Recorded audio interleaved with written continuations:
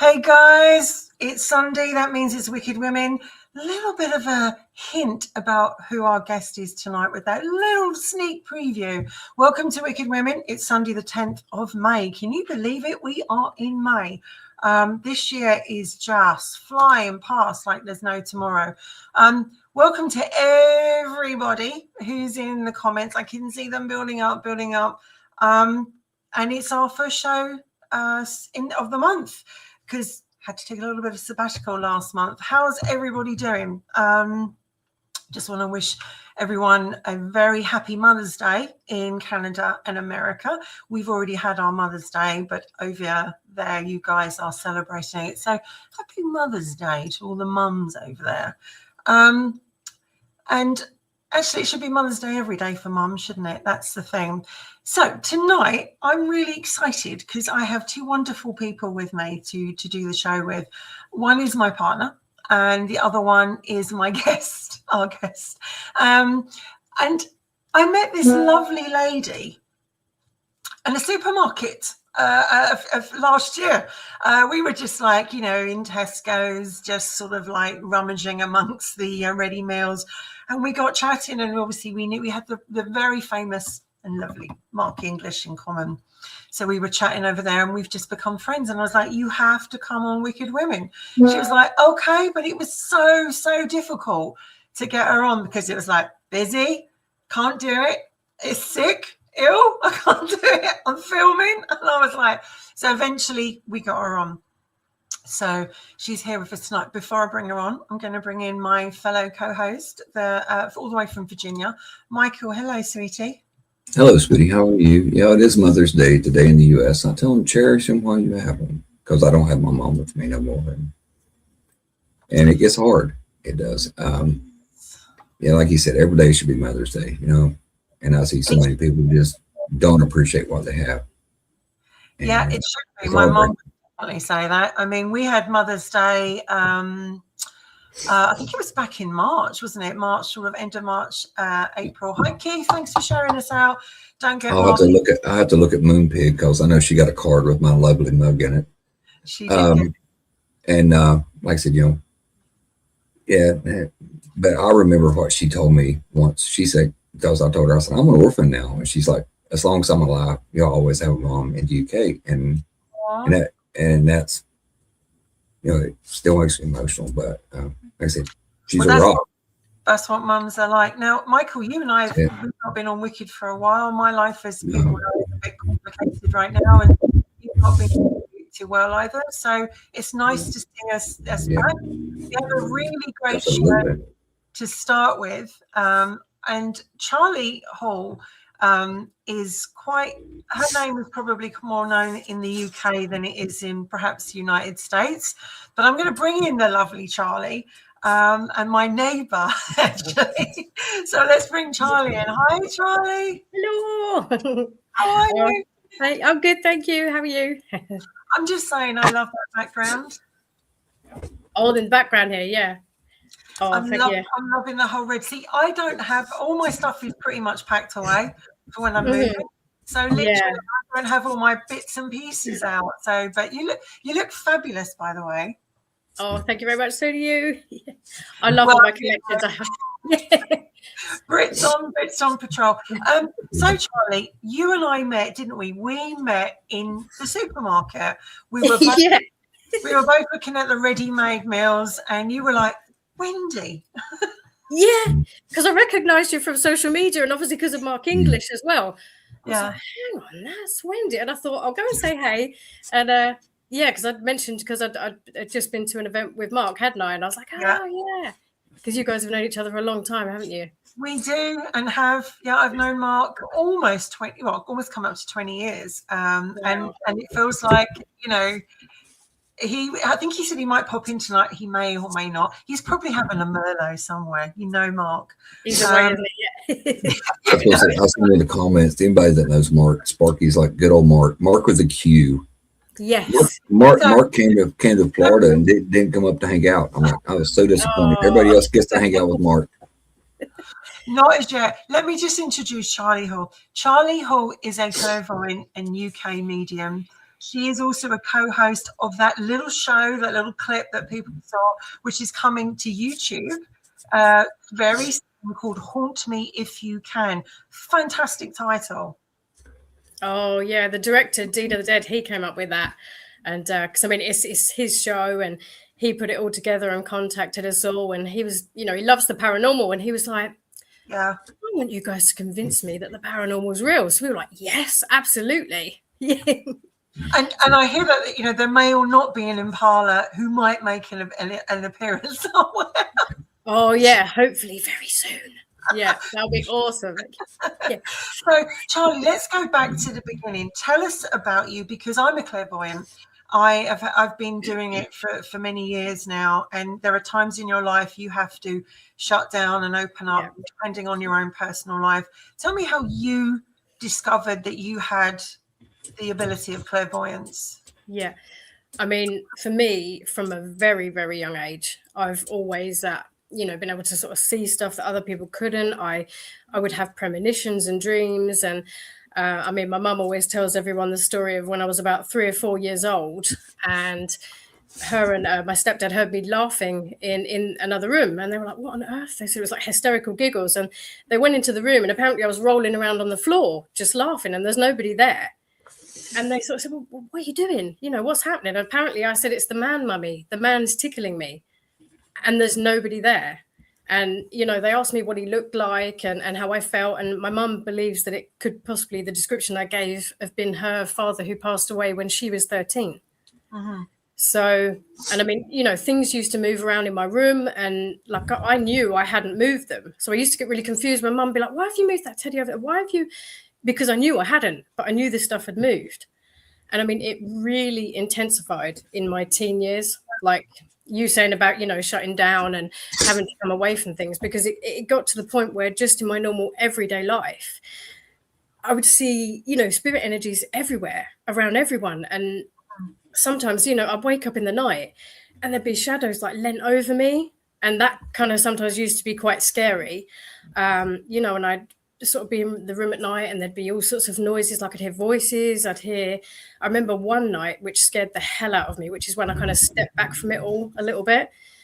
I was just laying in bed, and you know when you know someone else is in the room, you get that feeling, you just feel it. And I got like goosebumps everywhere, and I was like, oh my God, my back went up.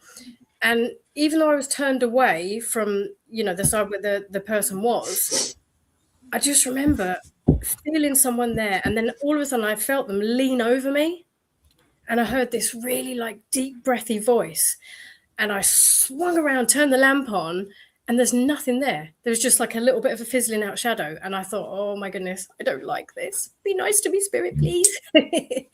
You know, so it was hard to deal with. But then I think after joining, you know, like yourself, when, you know, spiritualist circles and groups and trying to learn more about it and understand how to work with it more, that helped me to sort of just learn to live with it. Do you know what I mean? Because I have no job. I have to live with it. It's been there since I was really young. So I mean, I can totally empathize, because I mean, Michael knows the story, but I was 7 when I first heard spirit, and I had no idea what was going on. I used to hear different. It was like that child from The Sixth Sense when he saw. yes. I could hear different languages, different voices, and it used to freak me out so much. And Yeah. my mum, as you know, as anyone does, you check out there's nothing psychological or any health things going on before then you look for there. And you know, like you, I shut it down, and then I reopened it when I sat in circle years later. It's not an easy life being a clairvoyant. I mean, apart from a lot of people who scorn it and don't believe in it, it's not an easy life, because you're a sponge. You walk in the room and you're an empath, and you'll feel the energy, and you're it's almost like you know who's going to ring. You can feel different energies. I mean, I'm a clairsentient. When I was young, I was a clairaudient. I could hear. But then when I shut it down, you open up, and I'm now clairsentient. So although occasionally I see and I still hear, but I definitely feel. And I know, Michael, you yourself, you've had the gift since you were young, right? Oh, yeah, absolutely. I think I got it from my grandmother. I really do. I think passes from generation to generation. And but I was going to ask you, when you said you're talking about your grandfather that had passed, do you think he was more of a spirit guide or more of a guardian angel? Because some of the things that I came out of, my guardian angel is working overtime. They need a bonus. But a lot of times with me, I have things come through when I'm trying to sleep. And Wendy tells me, you need to tell me, to kind of, fuck off, I need a good night's sleep. Yeah. And I was going to ask you, do you ever have anything come through, like when you try to shut down at night and go to sleep or whatever, when you try to but it seems like I get more when I shut the day's events out, and it's just like, I'm laying in bed with the dogs, relaxed, and then you're open. And then everything comes flooding in. Yeah. Well, I've in recent years, funny enough, because I don't know about you two, but I noticed over the years the way that I sense and see things has evolved or changed. Yeah. Because in recent years, I've started to get where I actually get things dropped into my dreams, and I never used to be able to do any of that kind of dream work or anything, and I actually use it now like as a navigation tool, because when I get these thoughts or these dreams, and I wake up in the morning and go, oh, I've just had a dream about I need to contact this person for a magazine feature, or I'm going to be working with this person in the future.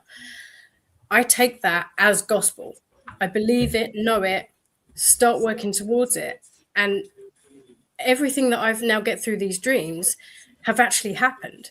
And things have happened. I mean, the only time it happened when I was a child, I was saying when I was a teenager with premonitions, and I used to sort of freak my mum and my stepdad out, because we'd sort of be like, one time we pulled up to this place and I just knew what was going to happen next from a dream. And I said, oh, there's going to be a girl over there in a minute, and there's a blossom tree, and she's going to walk out from around the tree. And they're kind of looking at me at the back of the car going, what are you talking about? And then it played out and it happened, and they were like, oh my goodness. And, I'm originally from Northern Ireland, and my mum used to say to people, like, she was a spooky child, so, but it's changed in the sense of now it's almost like what I call a download. Yeah. I know that sounds crazy, but I sort of, with my senses and the things that I can see and do, I kind of call it my internal antenna, so it's almost like you get these downloads dropped in of things to do, or even with my music in the past, I've had it before where songs and lyrics and things have dropped into my head at night, and I woke up in the morning with a notepad going, oh my god, quick, write that down, that's that chord, and that's that, these lyrics and stuff. So I do get a lot of it in the dreams. Oh, there's my mummy. Your lovely mum, because apparently your mum's a medium as well, right? Yeah, and that's what I was going to say. Michael, you said about generations, because my mum is also a medium, but she didn't use it at all until sort of later in life. I think because obviously, us being in Northern Ireland as well, it wasn't a very accepted thing. People, there is no kind of spiritualist sort of, community or anything over there. And it was in later sort of, maybe in the past 10 years that we've started working together, and we go on platform together giving messages. So I've never seen you guys on platform. I missed you guys recently. Your mum from Northern Ireland? My folks are from Northern Ireland. God bless the Irish. Northern Irish. I remember so many people from Ireland coming for readings, and I was like, aren't you guys supposed to be not like into all this? And they were like, oh my god, no, we absolutely love it. So it's under the ground cult type stuff. It's not spoke of, taboo.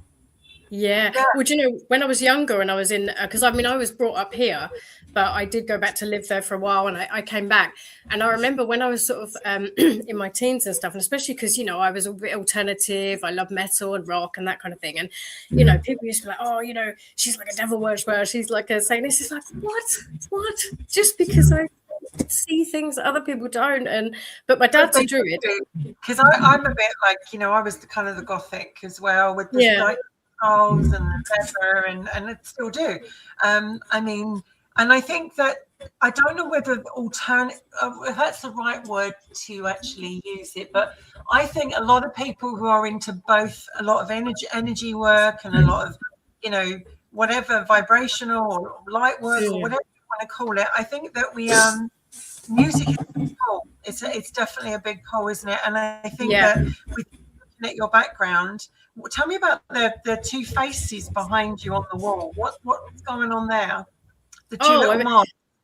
Oh yeah, I love masks. I collect all sorts of like Venetian and like film masks and things, because for me, I feel that throughout my life I've always had to put on masks, different masks, you know, either because, I know it sounds really sad, but you know, either because I didn't feel accepted because of my music, or people thought I was weird because of what I could do and what I could see, and so I just love masks, because it's like, you know, different parts of yourself, different parts of you. And so if you actually saw my whole room, there's masks everywhere, all sorts of different masks. So I just love it. You come up with an interesting point. You feel like you've had to wear masks. Is that because when you were younger, you didn't feel accepted? I mean, tell us about that. Yeah. I mean, I've always been I was quite a quiet child. I was very creative. I was always very happy just to be creative and play games, you know, myself. You know, I always did dance. I did music. I would shut myself away for, you know, hours and hours and hours just writing poetry, writing short stories.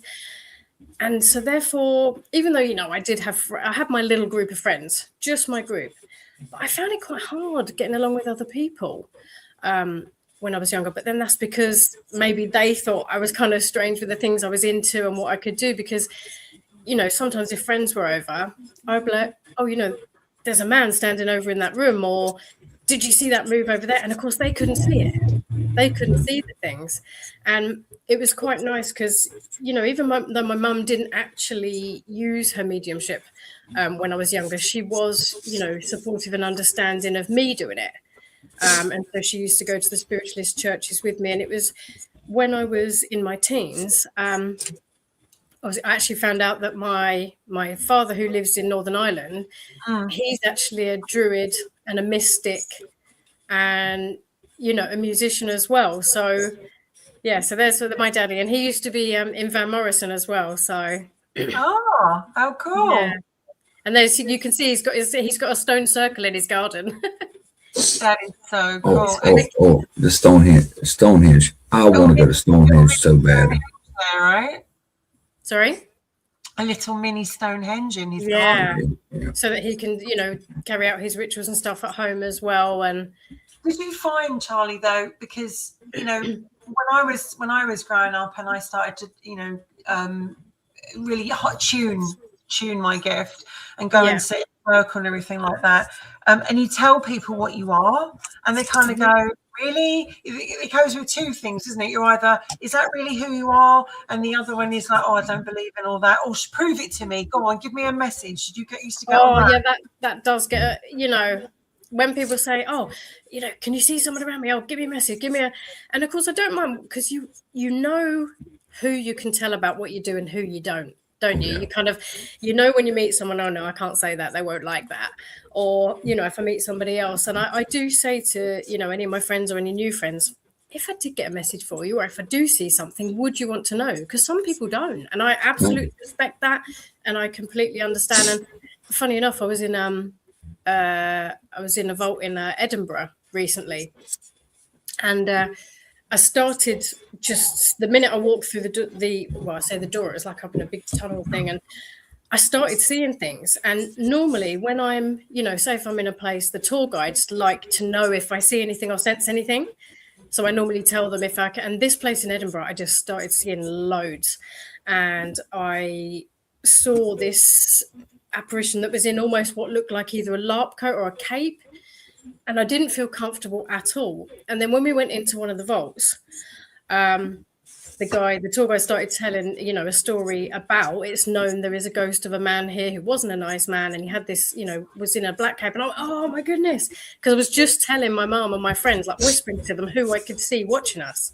But when I went to the guide afterwards and I said, oh, you know, I've got loads of things I can tell you about in here. There's loads more. Do you want me to tell you? And he went, really? And obviously he said, no. He said, I'd rather not know. I went, no, absolutely. I totally respect that. No, he said, I got to come to work here every day. Nope. Exactly, don't want to know. Yeah, So he didn't want to know. And that's like Mark with the theater. He's like, I've worked there for 20 some years. They don't bother me and I don't bother them. And it's just kind of like he lets the two worlds kind of play together.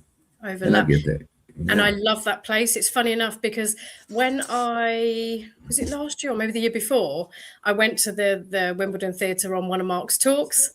And I haven't done it yet. Is it good? Oh, it's brilliant. Yeah. And the building's just fantastic as well. And it was so funny because when we went on the stage, my mum and I started to get visions. And of course, Mark's, telling the history and stuff to the people, and we're sort of whispering away, going, "Oh, can you see it? Can you see it?" And the funny thing was, we both, my mum and I, when you're looking out from the stage, obviously to the seats and the audience, up on one of the upper seating areas, I said, "Oh my God, someone's fallen. And my mum went, yeah, I can see. And it's to do with like lights and electric. And we were both looking at it. And of course, then Mark was like, "What are you sensing? What are you seeing?" And I said, "Okay." And we told him in front of the group. And he went, "Well, we've actually just found out, I think at the time, a few months ago, that a worker was actually up there doing something with the lights, but they didn't know this until just a few months before we went there, and actually fell." And he said, "Oh my goodness, and you can see it. You can see him." And we were like, "Well, yeah, we both just saw it happen." And because it's like imprints of time, isn't it? For me, that's how I sort of see it and how I believe it is. It's an imprint that I'm seeing playing out again. Well, Mark and I came up with I've known Mark, and Mark and I have we haven't worked professionally together yet. And he's always talking about doing it, but our timetables, believe it or not, have never actually aligned. But for me, it's like I feel the energy. But when I went to Wimbledon Theatre, as the stage is there, say the stage is there and the audience is there, there's a box on the right-hand side.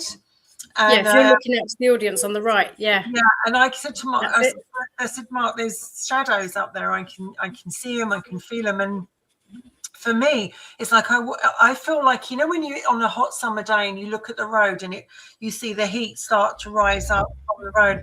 That's how it works for me. They start to sort of build up, and for me, it was like I've heard and seen things that I wish I didn't hear and see, because it had been really scary. And also it told me things that I didn't want to know. Like, for instance, I use this example when I was previously married. I had no idea that my husband had issues, ex-husband had issues. I was in bed one night and I was dead asleep to the world. And I heard my nan's voice go, "Wendy, get up now."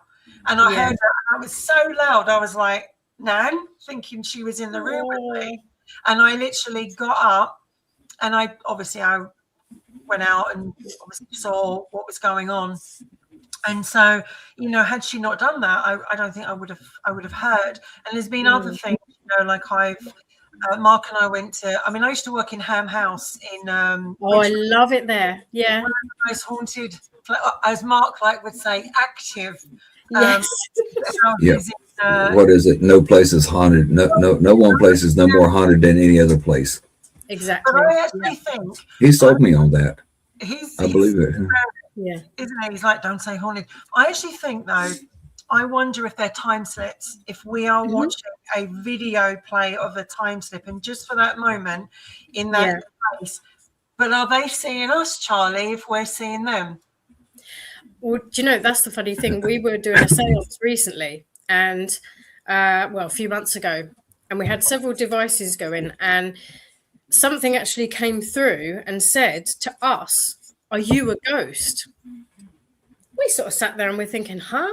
And it reminded me of, have you seen that Nicole Kidman film, The Others? One of my favorite films, where she thinks that the other people are the ghosts and it's the other way around. And we all sat there a minute and we said, "Well, can you see us?" And it said, "Yes." And we said, "Well, where are you?" And it was a female voice and she kept saying, "Above, above." So we're all kind of going, okay, is it dimensional? Are you, above? And then it was just so strange because we sat there thinking, well, if they think we're the ghosts and we think they're the ghosts, how does this work? Yeah. And That's it's what you were saying about the time slips. It's so strange because like my belief system has completely changed.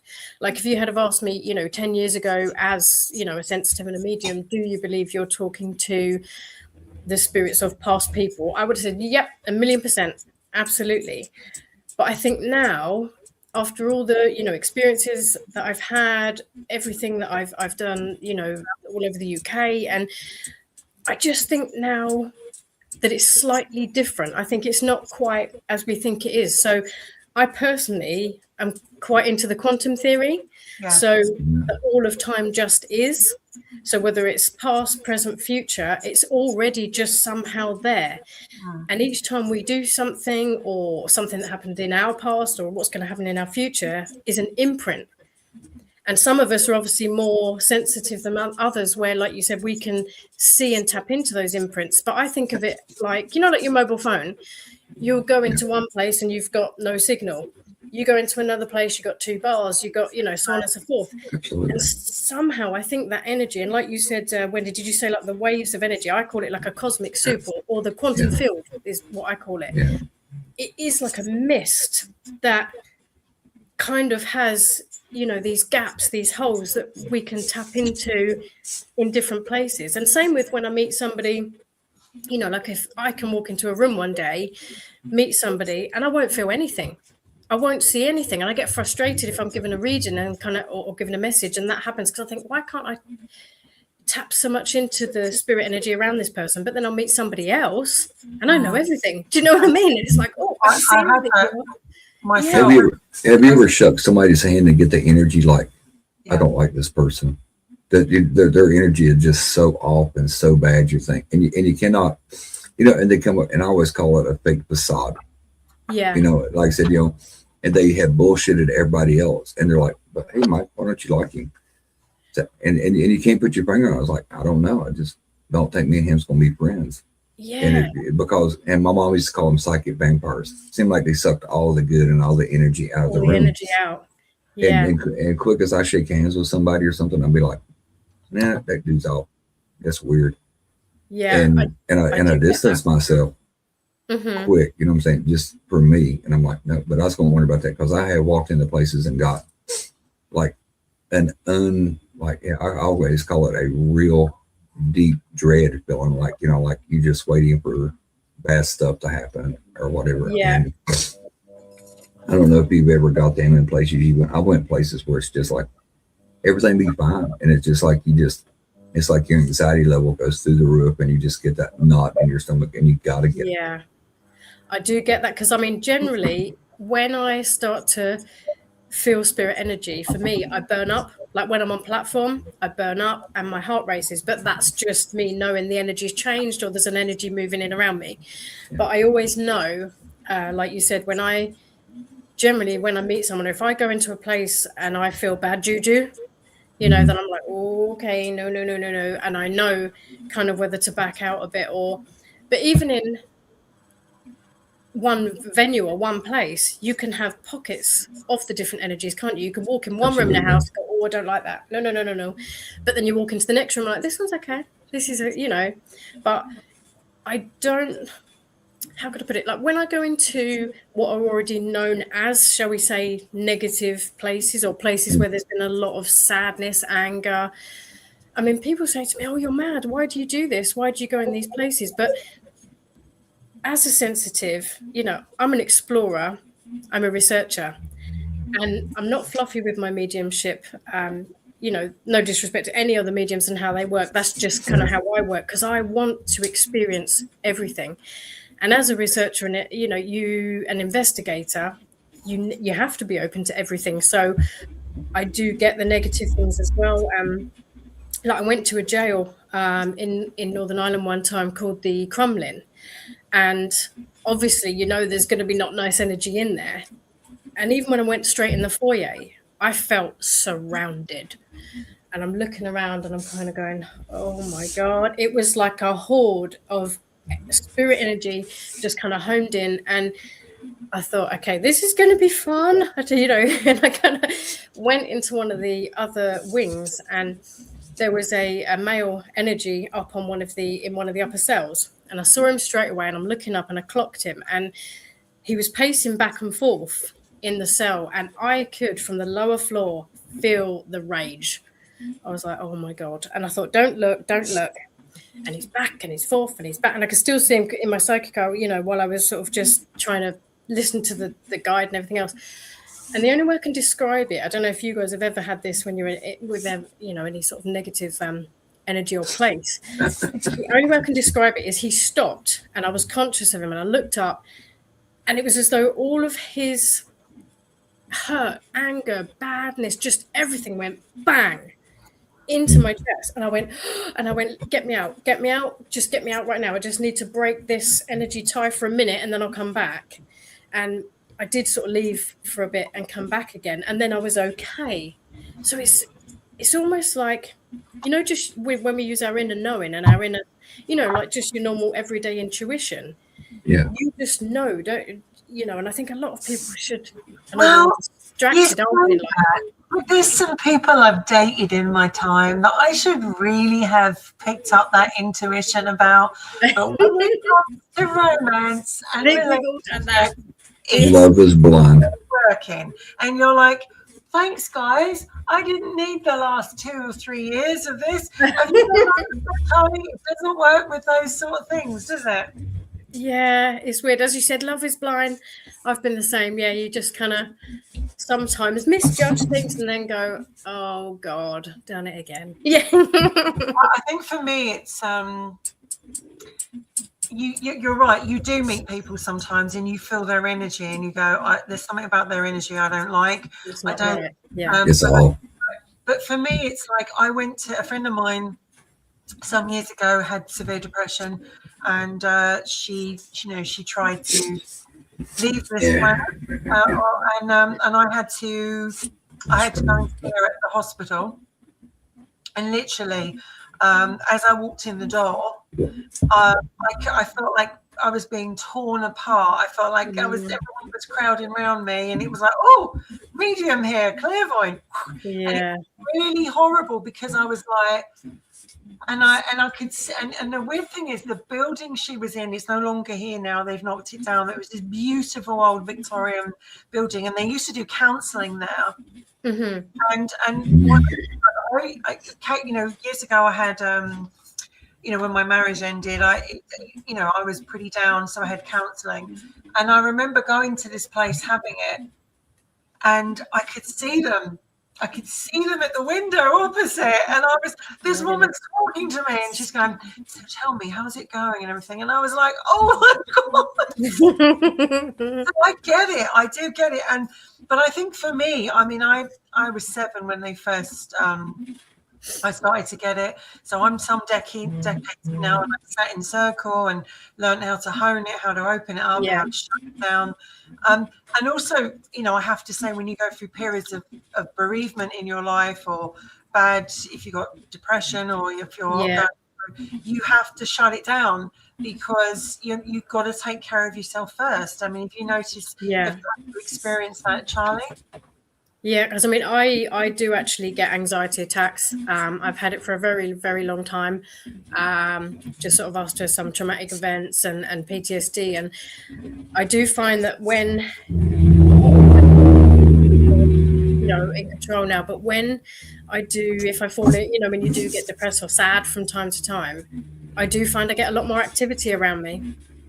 And like you said, you've just got to be careful, don't you? You've got to make sure that, because you are open and vulnerable then to that you've got to go, no, okay. And I just say to Spirit, I say, not now, please, just leave me until I say it's time to, connect again. It is very hard. I mean, I don't know about you guys, but do you ever, I was talking about those energies, because I had Did you hear that noise just now? I was wondering what that was. Yeah. I know. I don't know. I don't know. I got a message that, do you have a radio on in your background? I was like, nope, nothing's on here. But that happens quite a lot when we've done some shows before. I mean, Val and I did a show about Aleister Crowley, and we had episodes happening all the way through that show. There was things going on. I remember Val was going, Did you just see or hear that? So I think when you start talking about stuff like that, you kind of start bringing that energy in, don't you? Brings it into your field, doesn't it? That's what I say to people when, you know, like if we go into places, you know, on investigations, as soon as you start talking about it, as soon as you start, that's pulling that quantum stuff into the field. I totally believe that. And something that happened to me recently, actually, which I haven't spoken about because it literally just happened. I don't know if you guys have had any experience. You know, like with the sort of allegedly haunted items. Oh, yeah. I recently bought, only because I love, you know, cemetery angels. I love obviously Gothic stuff, that kind of thing. I bought in an antique store just a beautiful memorial stone. And it's an angel sort of over a sphere, and it's gorgeous. And, you know, normally I'm not always dubious, but sometimes, you know, I don't think that everything we buy will cause something. But I brought this thing home, and it was so strange because loads of weird things started happening, like really more than normal. And I thought, this is so strange. And over a period of like, I think it was 2 weeks, like lots of really quite negative things started happening. And I don't normally have that. And I thought, what on earth's going on? And then I kept thinking I saw someone in my flat. And I'm like, this is really weird. This is ramped up. And then I just had something dropped in my head about the memorial stone. And I went, oh my goodness, because I don't know where this has actually come from or whose grave this has come from or what. And I actually sat with the stone, and I actually spoke to spirit, and I said, look, I said, I'm really, really sorry if this is your memorial stone, if it has come from somewhere. I said, you know, I bought this because it's beautiful. I love angels. I said, I respect it. And I said, if this is yours, I really respect you. And I actually asked spirit, I said, if I can get a message to anyone for you, or if you want me to take this stone somewhere, I will return it to where it needs to go, even though I actually bought it in an antique store. And I said my prayer, and I said thank you, and I said sorry, and I said I will look after this. It's beautiful. I loved it. You know, I love it. I waited to see if I got any message back, and I actually didn't get any, you know, an actual like voice or anything.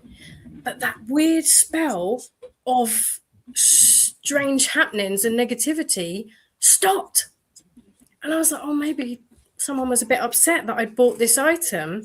But when I did that talk to, you know, to it and the mantra and just said the sorry and thank you, everything changed, and everything's been absolutely fine since.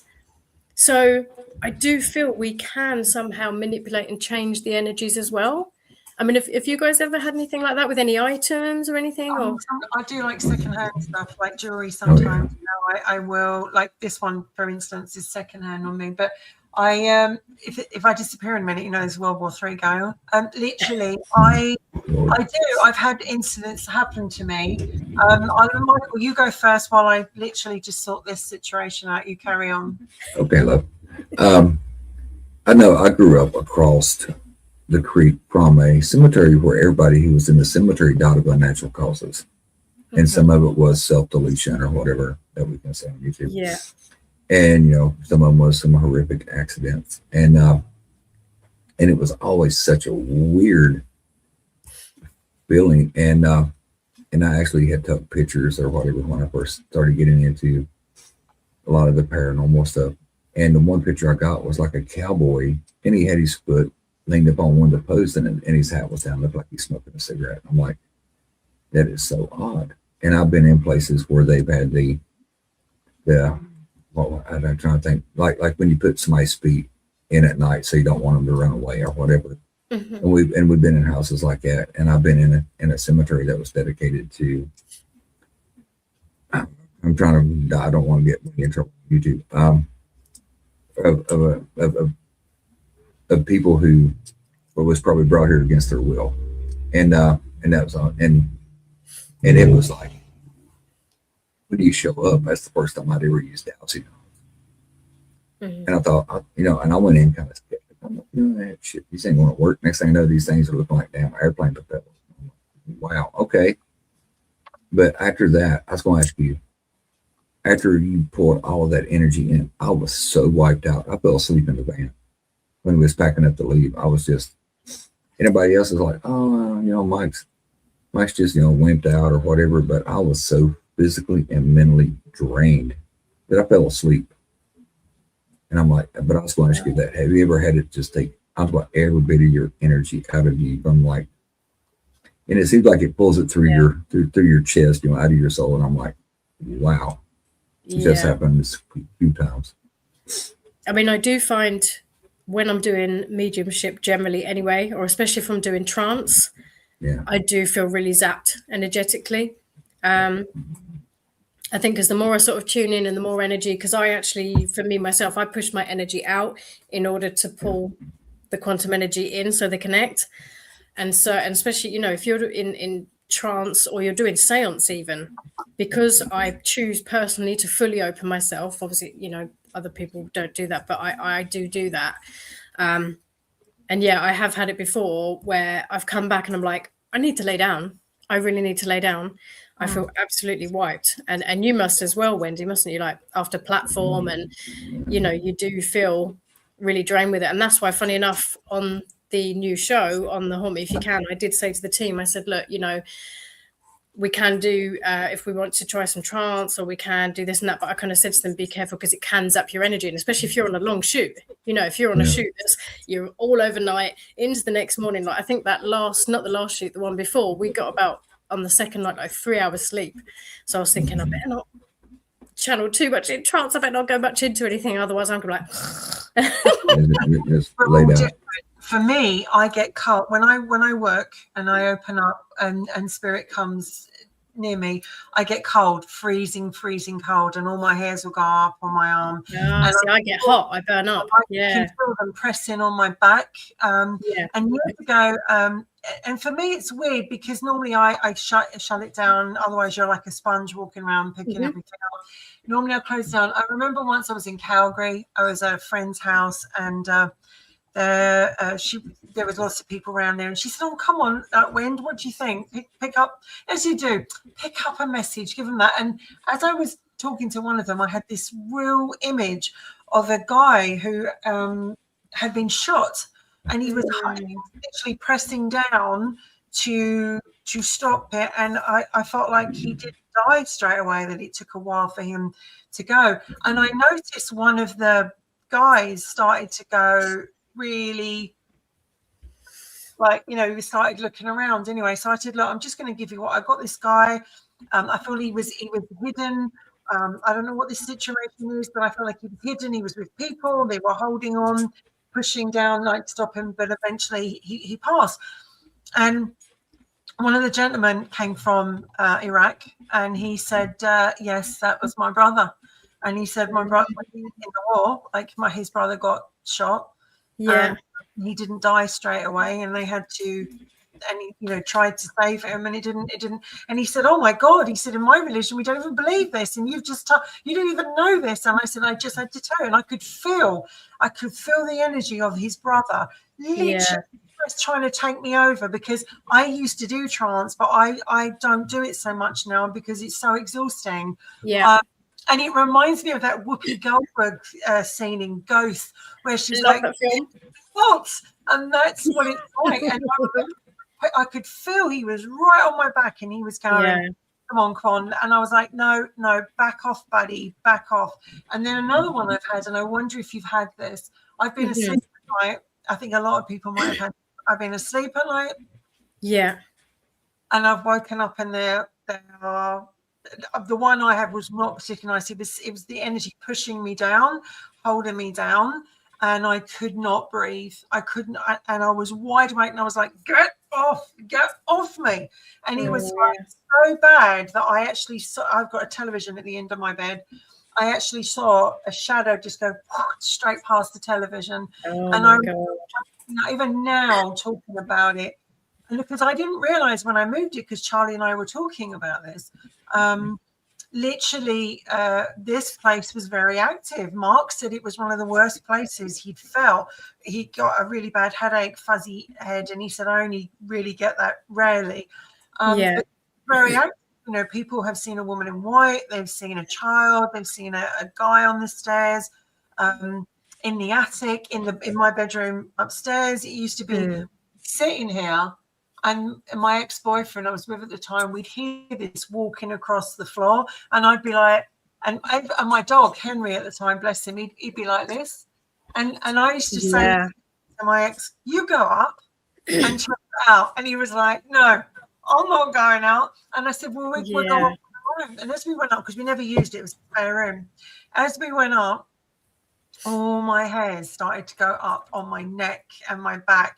And I walked in, and then, you know, and I've had to have this room and this house cleared quite a few times, and the energy's very, very different. But just occasionally, out of the blue, like just before Christmas time, animals are very sensitive. Hubble was very young. He's only 18 months. He's never thrown anything before. Just before Christmas, I was asleep, and I could hear this. He was growling. And I'm like, what are you growling at? And I've got it on video because I've got a camera and it's recording. And literally, he was terrified to get on the bed. He was he was walking around looking at something going, and he was like 2 steps back. He was really scared. It took literally half an hour to calm him down. So there is obviously things, and I think that if you're low in energy, and I've said this to Michael, if you're low in energy, if you've got depression, you can call. They, without knowing, sometimes they love to feed, and lots of energies love to feed on low vibrations, and the lower you are, the more they feed on, you know, if that's the right word. Do you not agree, Michael? Absolutely. It seems like you just keep getting drugged down into a dark pit, and it's because you keep taking all the energy. And I know, like I said, I got one laying on the love seat behind me right now. Is where I've come out of the hole kind of that I sunk into. And I got up and I start moving around. Your animals are so sensitive to like your energy that you put out. I'm trying to get ready to come on and do the show, and she's so under, you know, it's like Velcro dog. And I'm like, you know, go on, you know, I got shit to do, you know. And it's like, nope, I ain't gonna do it. Yeah. And that's why I said, you know, her brother's asleep on the couch with his pillow and his blanket, and she's over here on the love seat behind me, and she's curled up, she's asleep, she's happy, she's got an eye on me.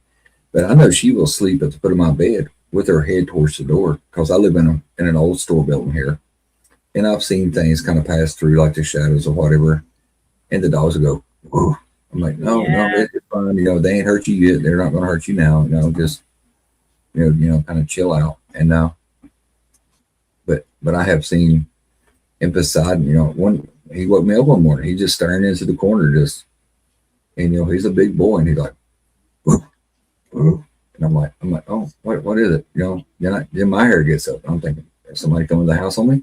I'm like, obviously talking about this place has, I mean, before I moved in here, Charlie, you and I were talking about this a couple of weeks ago. Before I moved in here, I used to walk the dog, and I used to feel somebody standing at the window, and I would be like, there's somebody there. Well, I chose to move in here because I didn't care about activity. I didn't care. It's part of my work. It's part of what I do when you work with spirit. So it's never really bothered me. And what really upsets me, I think, my mum is going through a lot of health stuff right now. And, you know, she could really do with a visit just from someone friendly, you know, from the family to come in and go, hey, Sheila, how you doing? Just to let you know you're not on your own. That doesn't seem to happen, does it really? No. No, I mean, it's weird as well, because sometimes people want us to bring through particular family members, don't they, in readings? And, you know, we can try our best to bring that person through or that energy through. But for some reason, it doesn't always work like that, does it? It's not always like, sometimes, you know, giving a message, I'll get energies through and people are like, oh, but I wanted to speak to my mom, or I wanted to speak to, but it's weird. It's like we can't always get the people they want through. And I don't know why that is. And the same as what I was saying about energies being, you know, I'll meet someone and I'll know a lot, and I'll meet someone else and I won't know much. But I wonder why we can't just, as mediums, call upon anyone, even if I wanted to speak to like Nikola Tesla. I want to talk, you know, why can we not just get that, like the conversation we're having right now? Why can't we just go, excuse me, spirit, can I talk to, you know, I wonder why it is just bits and pieces. And that's always just, I've always wondered about that. I don't understand. But like you said, animals are so sensitive because we used to live one of my teenage houses I lived in. Funny enough, Wendy, just down the road as well. And there was something very wrong with that house. And the dog always used to, like you said, bark and growl at things. I remember one night, me and my friend were totally freaked out because we used to have like a security light upstairs that only turned on if something went past it. And the light was going on and off. Next minute, the dog tore up the stairs, tore down the stairs, and it went on for like 5 minutes. My friend's like, "What's wrong with your dog? What's wrong with the dog?" I said, I don't know. The dog tearing up and down. And then the other dog we had, my stepdad used to work as a security guard at several allegedly haunted buildings. And do you remember the old Croydon Airport house? Okay. Yeah, well, I went there with him one evening, and again, my stepdad used to sort of look after the offices and clean everything up, and he used to always hear furniture dragging around there upstairs, and he was so skeptical, he didn't believe any of it. So he'd be like, "Oh, for God's sake, I better go and see who's up there." Every office room was locked. It was night. It was dark. And so I went there with him one night, and we were on the first floor. I was tidying up there, and we had, one of the older radios that has the little dial, you turn it and the little thing goes across. And of course, the music's blasting, and we had the dog. And my dad said, "Oh, I've forgotten something. I need to go back downstairs." And so we went downstairs, and again, the dog started pouting up and down the corridor like crazy. And I'm like, "Oh my God." I was like, Ben. And the dog would not calm down. And I never forgot this because I was in my teens. Next minute, the radio went all static, like the music stopped, and the dial, it moved across. And I was like, "What the heck?" And the dog's going mental. Next minute, my stepdad came back up the stairs. The music came back on the radio. And I'm stood there like this. And the dog sort of just looked at him. And my dad said, he's like, what's going on? What's happening? And he actually, funny enough, said, "Oh, you look like you see the ghost," in jest. And I was like, well, something happened. I don't know what. Because he couldn't understand why the dog was going crazy as well. So, the dog always picked up on something wherever we were. He sensed there was something. It was really strange. They are really man's best friend, ain't they? Like an early warning system. But I was going to ask you, I don't know if you know that Wendy's mom has what they call it, CBS, Charles Bonnet syndrome. Bonnet syndrome, yeah. And she sees, the brain fills in things that's not there. And a lot of times it fills it in with like places or people or whatever. And she told me, she said, "I could deal with it if it's spirit." She said, "But I just cannot tolerate that these things are don't serve no purpose." Yeah. And I wonder now, because one of the ladies that looks after her, she said to me, "Wendy, there's been a couple of occasions here in the house that I'm not sure about." And she said, and I said, "Oh God, don't you start," literally. But the thing is, I think you're right, because I just want to bring up Croydon Airport for our lovely viewers from America, Canada, etc.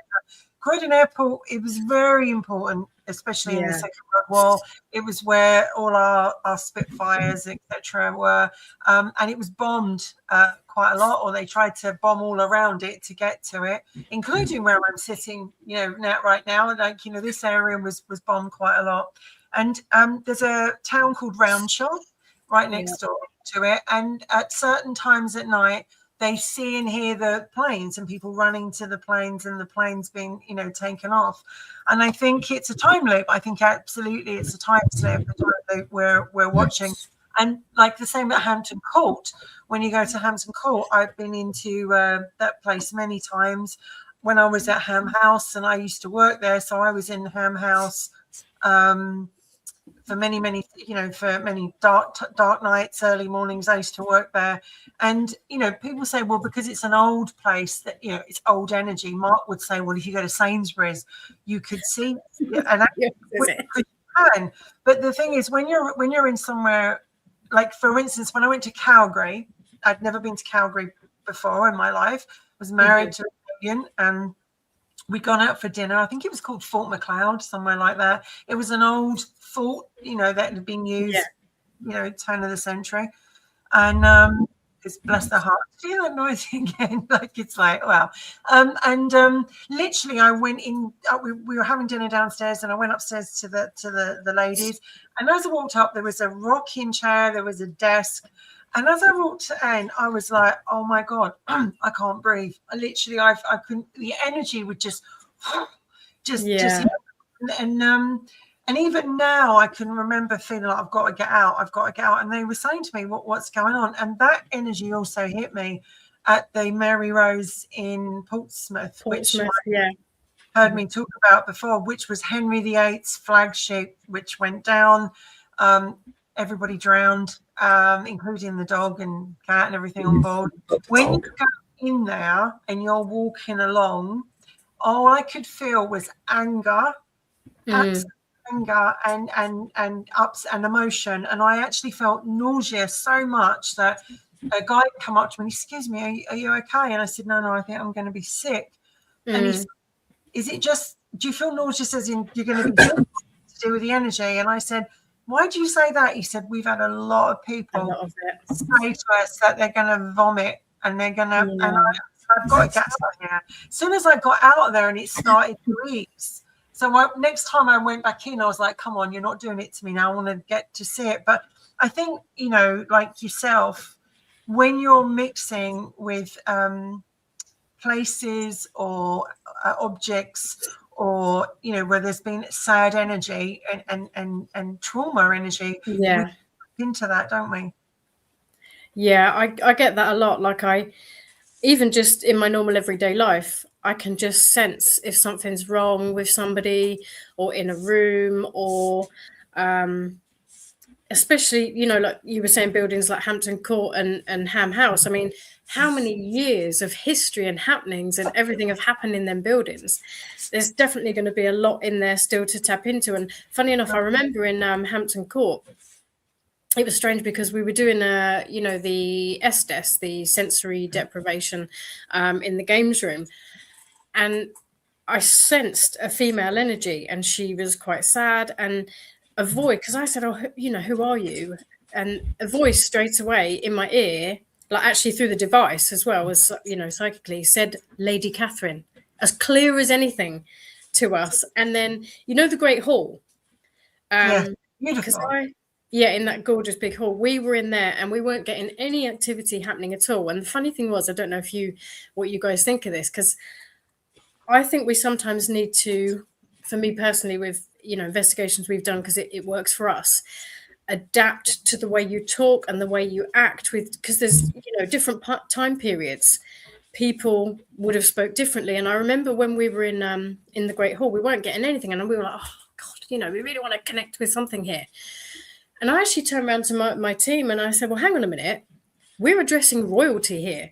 Like if we're trying to connect with the royalty that was once here in this building and we're going, oh, can you talk to us? Who's here? Do you know what I mean? Who are you? Kind of thing.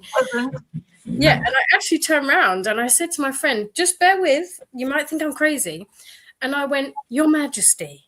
And I curtsied and I sort of showed the respect to the spirit energy that's still imprinted there, and I asked and I said, oh, thank you for allowing us into your beautiful castle, your Majesty.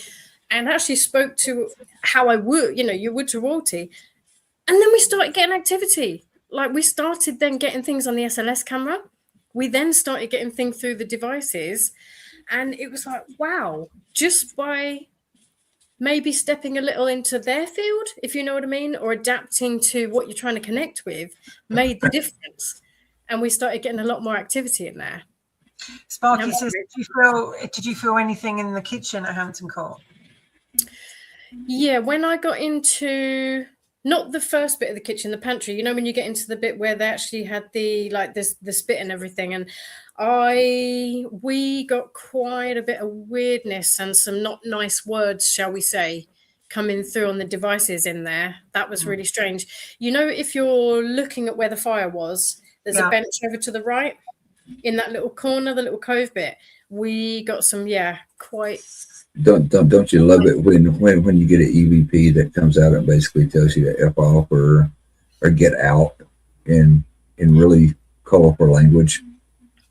Yeah, we had something come through, call summoner, you know, a bitch. We had, you know, we had just weird noises, and yeah, it was very strange. It was for me, a it real was like change. I have to say, Hampton Court Palace is in Kingston upon Thames in Surrey in the UK.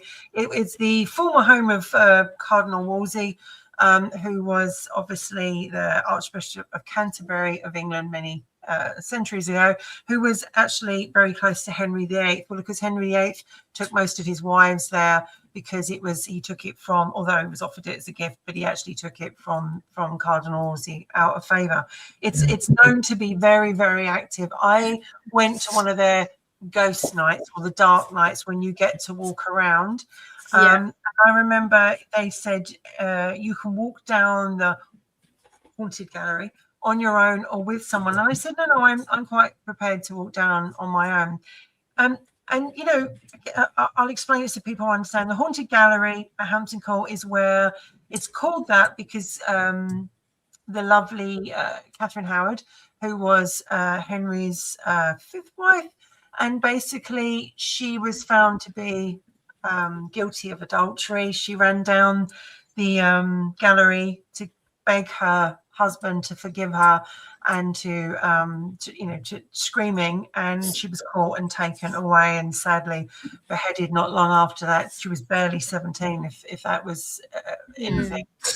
Well, anyway, it's called the Haunted Gallery because at certain times, you know, people have heard screams, they've heard people rushing past them, they felt people push past them. So they say, do you want to walk down the Haunted Gallery at night? And I said, yeah, I'll go down. But actually, as I went down the Haunted Gallery, it wasn't the gallery, that wasn't the Haunted Gallery that made me feel anything. It was the room to the left hand, and even now I can see it. It was the room to the left hand side.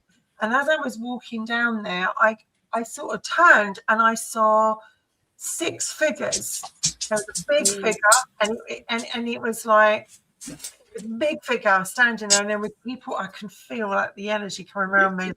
Yeah, all around them, like sort of hunched over like this. And I turned and looked again, and they were gone. It was like just that second I saw something, and it's really, really true that, you know, I think from the corner of your eye is the best thing that you ever see. Because if you go looking, you're not going to see it. But if you just go, look, I'll just accept it.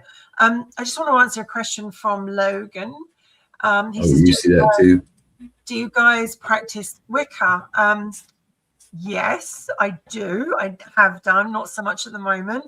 But I think all of us are, you know, we all do a bit of Wicca in our own way, whether we're talking it or whether we're actually practicing. What about you, Charlie? Do you do Wicca? I don't actually myself. I would sort of be more inclined to say that I do a bit more of like chaos magic. And I do some druid rituals with my dad, obviously, because he's the head of the Ulster Druid Order. But yeah, I'm not too familiar with the Wiccan work, if I'm honest. I don't know too much about it. Now, do you find that when you're doing, sorry, Michael, when you're doing your investigations, do you get any lot of witchcraft things or things? Because people always ask that. Yeah. It depends where we are. If it's somewhere that's, you know, known with a ritual or ritualistic background or that kind of thing, then we may tap into something like that. Or sometimes I've had it where, I don't know why, because obviously I don't practice witchcraft, but I sometimes get in visions, like the symbols, like the actual sort of magic symbols sometimes drop in my head when I'm at different places and I have to look it up because obviously I'm not familiar with it. That's kind of bizarre. And we've had elders and those kind of people drop into the stone circles when we're carrying out rituals. Actually, did one of your picture just fall off the wall? Did you see that? I just saw it. Yeah, Michael, next to your TV next to your phone. This way, the other way around, honey. This way. Yeah. This way. That way. It was so weird. Did you see that? I just saw it. Yeah. This is what happened to Val and I when we were doing Aleister Crowley. When things started to happen, it was really weird. Michael, what was it you were going to ask Charlie? I was going to say, I hear scratching like in the ceiling or whatever. And I was like looking around and it's got to the point where I had to let Mila out. She's like, no, I need to go check this out, see what's going on. No, I was going to say, I practiced Norse paganism. I remember when I was younger, Wiccan, and I remember I told my mom when we was talking about going to get stones or crystals or whatever. Like I said, my mom passed in 2015. I miss her every day. Like I said, I don't know. You seen it earlier. Sometimes it still gets very emotional to me. And I remember I took her in. It's called Misty Mountain. And I said, hey, Mom, let's go ahead and get you some crystals. My mom always said, mother's intuition. I know when you're lying. And I think I get a lot of my gift from my mom because you can't bullshit that lady. It's like she already knew. She's like, oh, we're going to the hippie rock store. Cool. And I'm like, what the hell? What do you mean hippie rocks? But that's because she come from like the eras of like bell bottoms and all that other stuff. And she'd always say, I see it in my third eye. And I always thought, Mom's off a rocker, you know what I'm saying? But no, it's but the whole Wiccan thing, I tried that when I was younger. But I don't think you got to struggle to find your own path. And it seemed like the older I got, the more I went into. And when you tell people you're pagan, they automatically think witch or Wiccan, and it's like, the Druids been around long before Christianity. The Vikings, They were. And Norse paganism has been around a lot longer. And I remember we was doing a show, we was filling in for KB, and it was. I don't know why. What is it? That's weird. Yeah, sorry. It's not me, but I remember we was talking about the difference between church and a cult, and which I wrote a few people the wrong way, which I'm good at that. I'm 53 years old, probably won't be the last time. And it said that Christianity come from like a small Jewish cult, and when you read it off of Wikipedia, people got really mad. I said everything has to start from somewhere, and when it's different, and when you first bring it in, everybody's like, "Oh, look at that! That's weird. That's different." Why are they doing that for? And she said, I thought it was a rebirth through the speakers. No, I can hear it in my headphones. Yeah, it's I have really no weird. idea why they're doing that. That's what I'm saying. I can. It's like I'm sitting here listening to you guys, and it's like, and I'm trying to shut it down now because it's like making so much noise. So I apologize for that. I wanted to ask a question, Charlie. Yeah. Back in medieval times, Mark and I had this conversation. Back in medieval times, did they see ghosts? Because no one ever writes or anything about that, or did they think they were demons? I think back then, people probably did see and experience things, but they wouldn't talk about it because then they'd be accused of being a witch, or they'd be, killed or harmed or something like that. And I think people now are a lot more open about this. There's a lot more research into it. There's a lot more. It's against the law to burn people at the stake now. Yeah. With that being said, if you could investigate any place on the planet, where'd you want to investigate, Charlie? Oh, where would I want to investigate? I would love, one of the places I've always wanted to go to is the Winchester House. Oh, in San Francisco. I've been there. Yeah. Oh, have you? Oh, I'd love to. Yeah. Sarah Winchester, she was like, I don't know why she thought putting fake doors in window was like going to screw spirit up, but she did. No, the reason I ask is because we had Paul on. Paul, absolutely great. I don't know if you've seen his channel, Unusual Things with Paul, where he goes from cemetery to cemetery. Paul, oh God, forgive me. Paul, is it Paul Allen or Mark's friend, and he was on the show. He visits lots of graveyards and famous graves and stuff. Do you know Paul, Charlie? I don't think I do. Yeah. Oh, check him out on YouTube. Yeah. When I found out he was coming on, and I never like fanboy out. Like I said, I've been there, done it, ticked it off, but I had watched his stuff and some of the stuff like the haunted crime and some of the the really dark things that happen, and he covered it so well. And I tried to get a hold of him before we went live because I wanted to get the nerves out of the way. And everybody's like, Breedman. I'm like, I usually don't fan out or whatever, but he does such a good job with his channel. And it's like the training. It's like, what was the cemetery? I think it's next to y'all where they got the cemetery, they got the train track still where they used to have the bodies that would come from London. That's right. And it would depend on how much money you had. Either you could, cemetery, isn't it? what is it? If you was broke, you know, they put you in baggage. But if you had money, you could have like a whole funeral train. And I thought, you know, this is so neat. But I thought maybe say like Salem or something like that. Because I know he came over and did Salem, and he's like, and I talked to him later, and he's like, Michael, that place is wow. He's like, Salem. he's like, yeah, there's so many places I'd like to do, because I think one of the places what we already know is really intense with energy is like Gettysburg and the Borden House. I'd love to do America. I want to get over there and do some places. Yeah, we stayed in a hotel in Gettysburg, and I told the lady, I said, there's some weird shit going on in my room, and she's like, oh, we don't talk about that here. And I'm like, you know, I'm not saying it to be negative or whatever, but she's like, you know, it freaks people out. And well, you can ask when, you know, if their language gets bad, mine can get a whole lot worse. I did 22 years in the Army. I have no filter when it comes. And she's like, well, I don't understand. I said, God damn. I said, you brought a authentic Civil War cannon that was used in the Battle of Gettysburg, and you got it in your forte. I said, and you wonder what bad and weird shit is going on? I said, bitch, you retarded. I also think that when they build houses on graveyards and like that.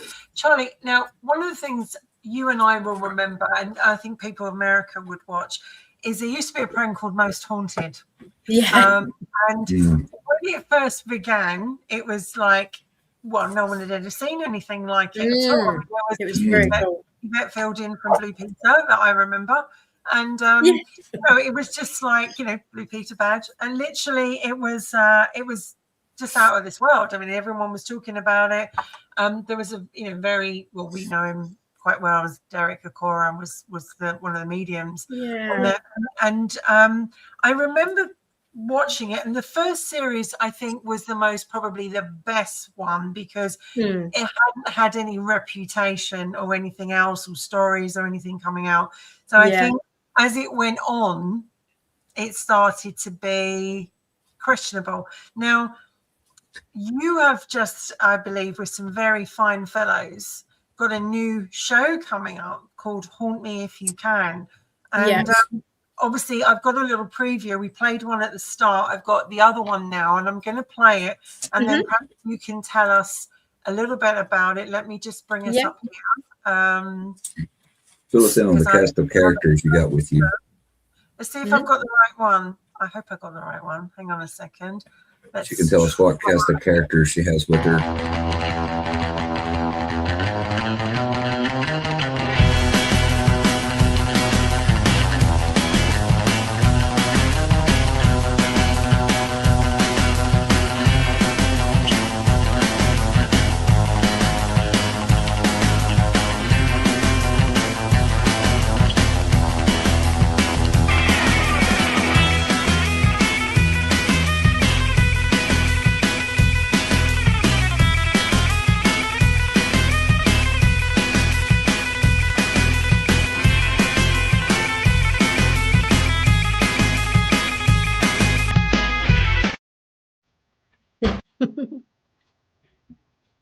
Oh, come on.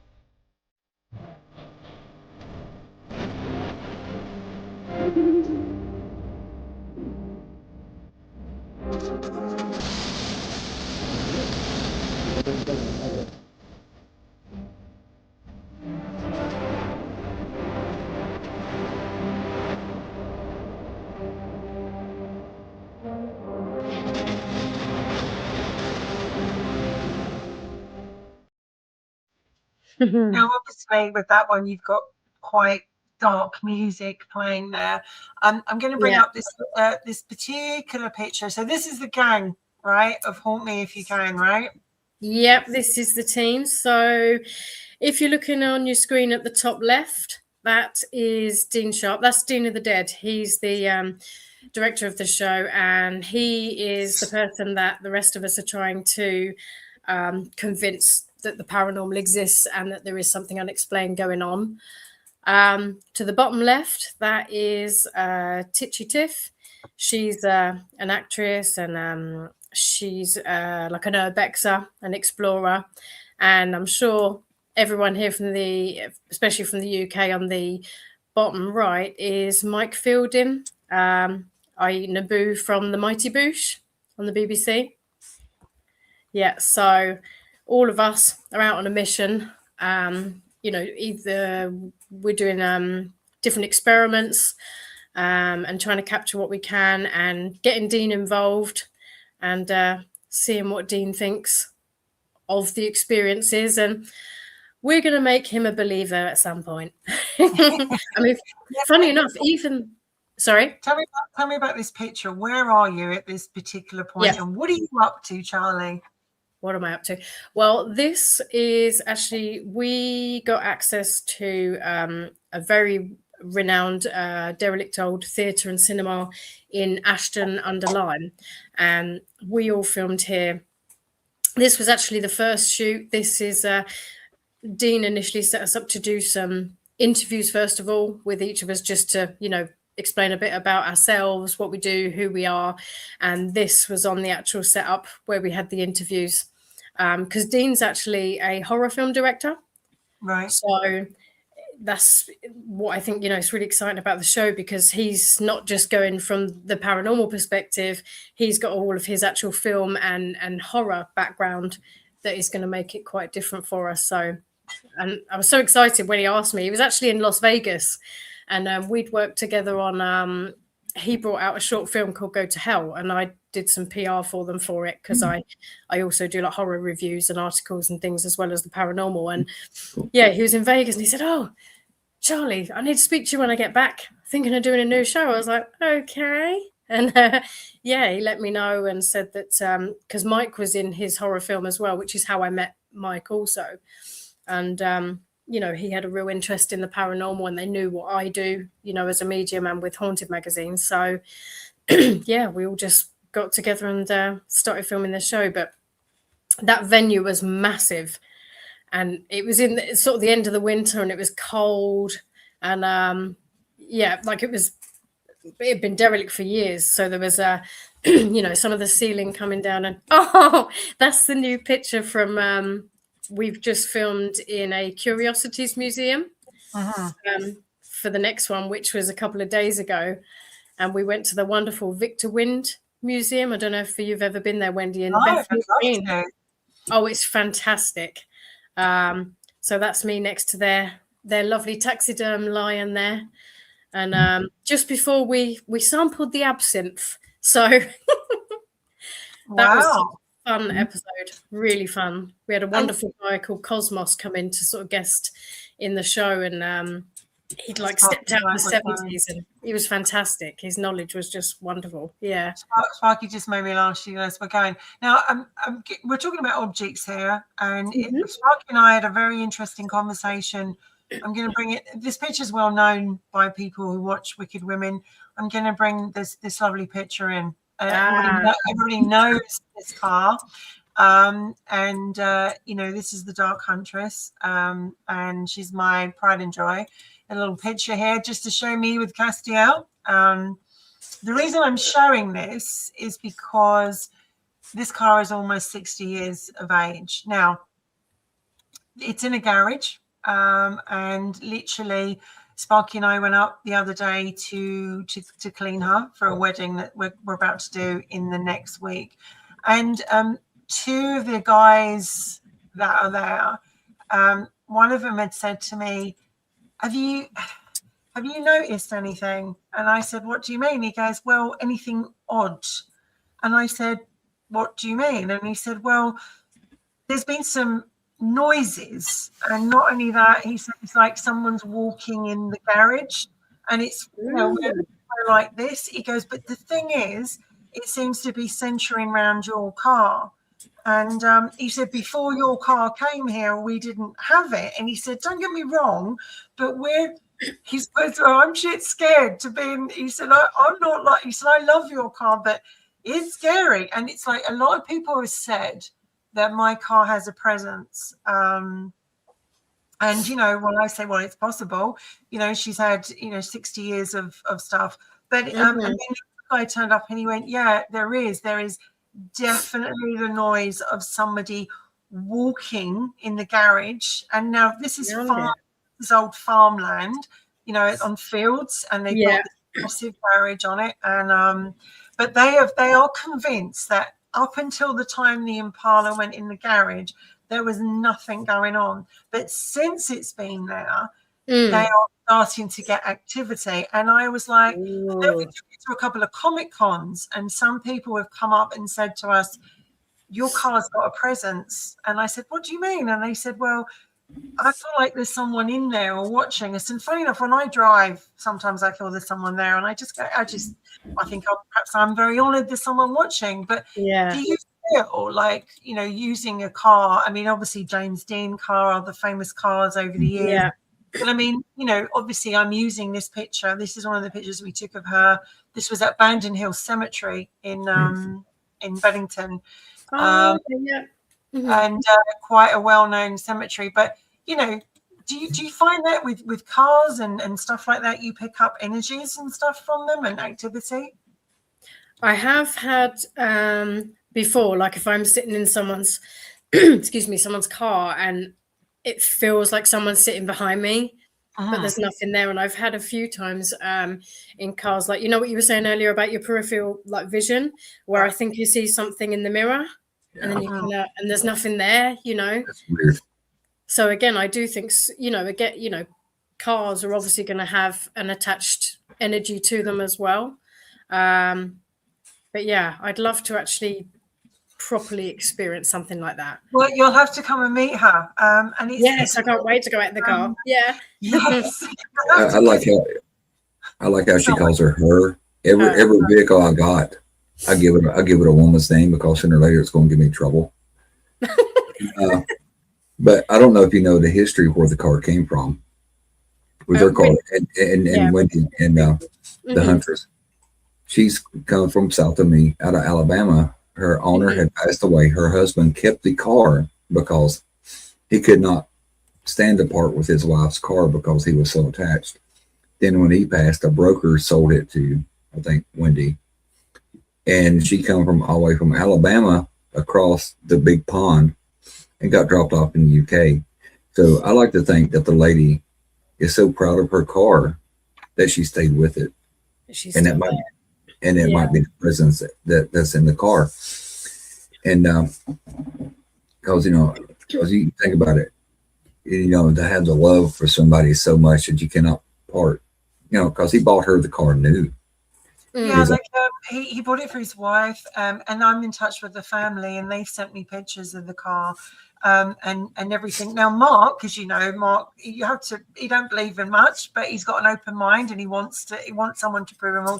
He said to me the same thing. Everybody that goes into the Impala goes, "Hi, lady. Thanks, lady." You know, it's like, I don't know what it is about her.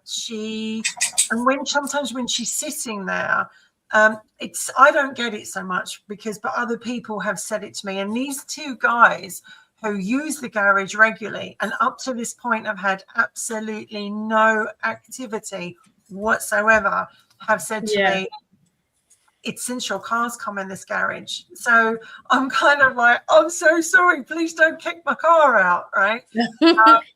But they just said, no, we're very respectful of it. And also the number plate has 666 on it, which of course is nothing to do with satanic. It's to do with Lucifer from Supernatural.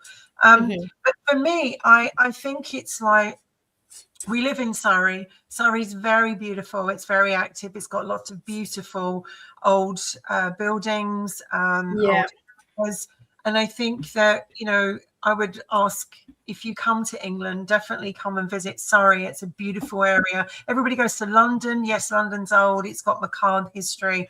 But Surrey's beautiful. We've got some amazing history here. Where did they have the dunking chair that you could dunk your wife to make sure she was? up in Is it- London. I wanna Next bring to the up- Twisted House. Yeah. Sorry, go for it, Michael. Sorry, go. Oh, I was going to say, yeah, when I was looking into the area, they still got the chair that you can dunk your wife in. It's right next to it's like the oldest house or whatever, and the house is crooked or whatever. And I'm like, maybe they still got some things on the book. You know, if you don't act right, you just take her over, strap in the chair, and dunk her in the Thames a few times. She'll be all right. But in my experience, if you dunk them, they're going to come out better than when they went in. But like I said, the old history that dang. There should have been one for men and women. Charlie, you Yeah. talked about your other role, which is you're a writer as well. Yes, I'm writer and brand ambassador of Haunted magazine. So yeah, I've been sort of writing for them for about, oh blimey, it was since COVID, I think, or just after COVID I started writing, because I'd done music for a long time, and then I kind of lost my way with what I was doing for a while, and my other passions was always writing and paranormal. And I thought one day, do you know what, I've had so many experiences as a medium and an investigator. I thought, why don't I just write about it? And of course I'd got in touch with the magazine, and it's really nice because the guys that own the magazine, Paul Stevenson and Andy Saw, they're two guys from up north, and they just love the paranormal and they investigate themselves, and they were like, well, why don't we just start a magazine? And obviously no one realized it completely just flew. It's now international. And Is it online also, or is it like paper or? Yeah, it's both. It's hard copy, and you can get the digital ones online as well.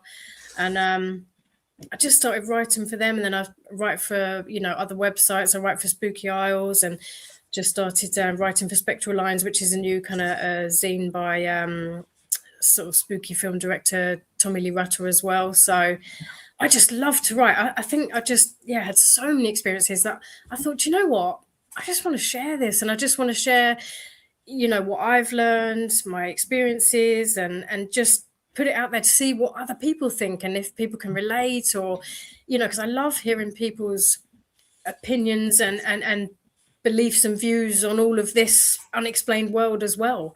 I love hearing other people's stories, and I've been very fortunate, especially in the past past year or two. I've met some amazing people in the paranormal world that I've been working with, like the current issue that's out at the moment. I did a feature with John Zaffis, who is Ed and Lorraine Warren, the mediums and researchers, their nephew.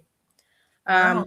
Yeah, so I've just worked on a feature with him and spoke all about his, because he's got a haunted item museum as well, a wonderful collection over in Connecticut. And yeah, worked with Brian J. Cano, who was from the Haunted Collector TV show as well with John Zaffis. So that's what I mean. I get to meet some really wonderful, cool people. I'm very lucky with that. Is it Annabelle the doll? Oh, Annabelle, yeah. Annabelle. Like people talk about Annabelle the doll, and it's such an interesting looking doll. I mean, dolls are creepy anyway. Yeah. I've always, I'm not a lover of dolls, but would you go and see Annabelle? Would you be interested in seeing what, I mean, a lot of people would be. Oh, absolutely. I would. I mean, I've been to a lot of, haunted museums and seen a lot of collections. Funny enough, I was actually last week in the Nottingham Museum of Curiosities, and they've actually got, I put a picture on my social media last week, a doll that's exactly the same as Annabelle. So it's not Annabelle, but it was from that same time of when those dolls came out, the Raggedy Ann doll. And allegedly that doll came from America, and a couple bought it, and their daughter started talking to something in the room everywhere the doll was, and started saying that somebody was saying not nice things to her. And so the parents were like, we need to get rid of this doll. And that's the doll that I had the picture with. But I would love to see Annabelle.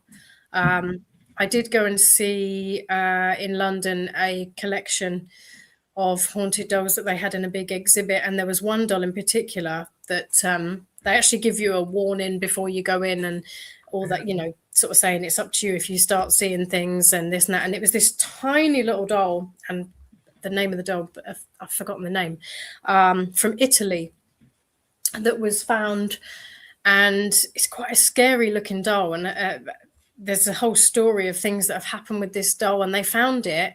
It was actually walled up. It was in a room, sat on a chair with a journal, but it had been blocked up in the wall in Italy, apparently, this doll. And like, some people don't like seeing these things and they don't go in. And I understand, it can be scary if there is really something nasty attached to it. But again, I just can't not. I actually, funny enough, in that museum last week, I bought a crucifix, which was allegedly part of an exorcism and on a bed in an exorcism. And, people are like, you're mad. Why do you do this stuff? I'm like, I don't know. I'm fascinated with it. I love it, I've been to Beverly Hills and seen like the old, wheelchairs and stuff like that. And I think there's energy that can attach like to different things. Because when I left out of there, I was like, holy shit, and I see Annabelle. I know the guy that they told him don't handle Annabelle or whatever. The next thing you know, he's passed to the other side. And everybody's like, oh, that's a coincidence. I was like, nah, you best leave Annabelle the hell alone. Annabelle don't play. And, it's like they did the Chuckies, and the Bride of Chucky and all that. And I'm thinking, there's never a nice spirit that goes into these dolls. And I'm like, no. Is it a spirit that is in this creation, or is the doll when it was created? Was there something done to the doll when it was created? Because everyone talks about it being the spirit, but we all know that people have used all kinds of objects over the years, whether they've put a spell on it, or whether they've hexed it, or whether they've cursed it, or whatever. Lots of energy can be around a particular item. It doesn't actually mean it's got a spirit on it. Yeah. And I do think that I personally do believe as well that our minds and our energies are way more powerful than we can even imagine. And I do believe in, manifesting things, obviously, with some of the work I do. And, even in the sort of chaos magic, you can create a servitor to, go and do some bidding for you. And I think that's the same sometimes with these items, with these energies. The same as if you want something to happen so much and you put all your energy in it, or you want something to manifest, you can actually manifest it. And I'm not saying that, everything is just what we've made up. It's not ghosts. It's not this and that. I'm not saying that.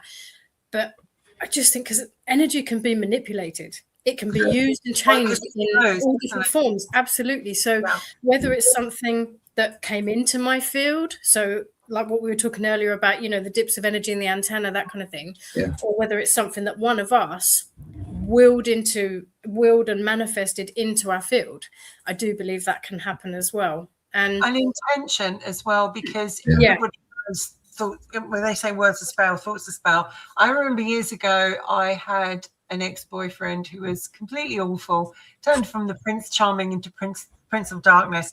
And I remember I had an argument and I cursed him. Now, I should have known better, because times 3. And in the next 3 months, I had a car crash. I actually fell out. I did the radium bone in my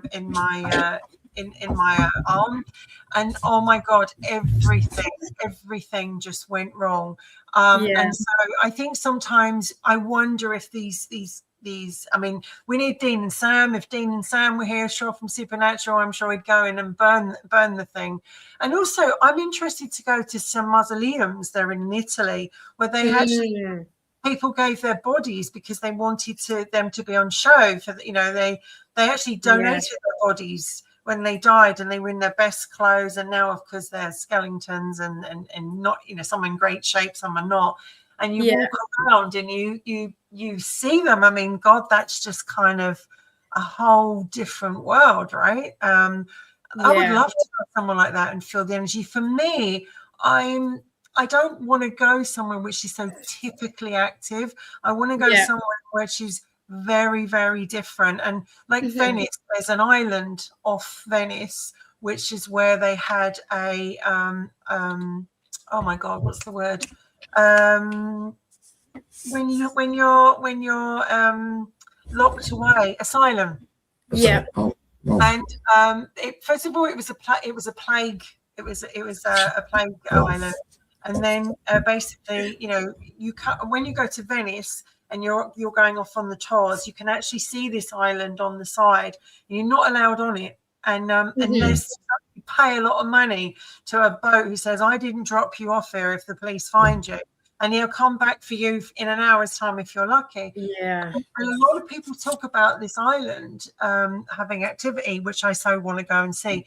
The other one I found really interesting was Hastings, where Hastings Castle is seen out at sea as it was. And a lot of sailors have said they've seen the castle with the lights on. So I want to go to somewhere which has got different than the usual ghost place. Do you know what I mean? Like, even if you go on holiday somewhere and you think, well, I went to Pompeii.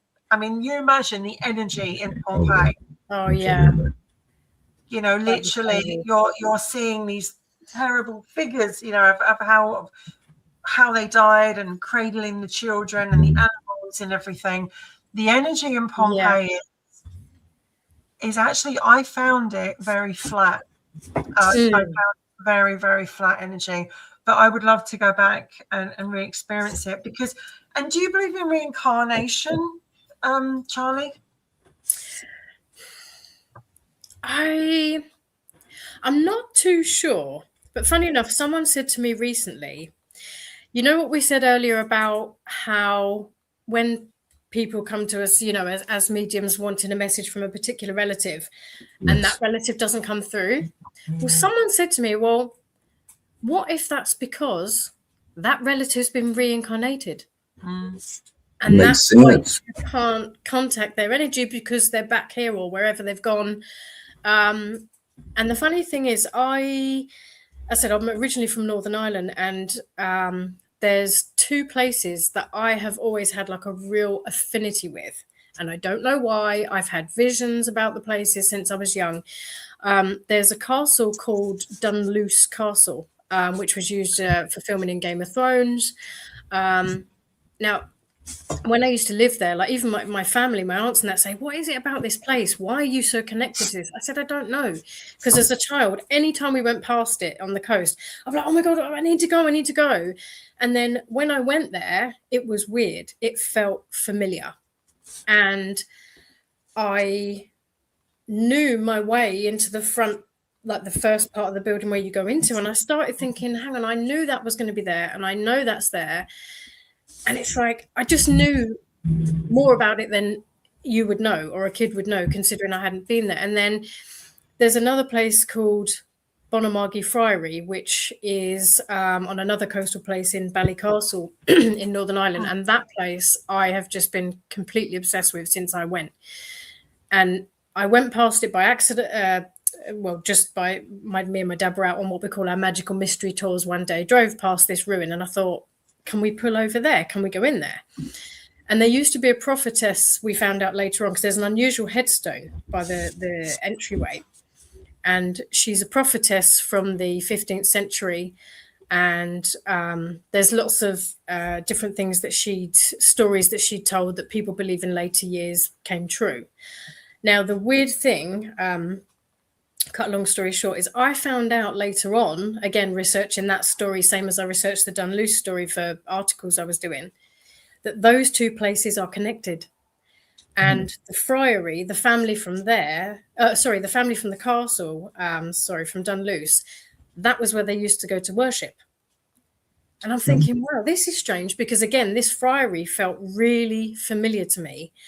And even when I was hearing the prophecies, like for just an example, one of the prophecies that the lady had made was that a red-haired priest would drown before mass one time in the future by where there's rocks over nearby called Pan's Rocks near the friary.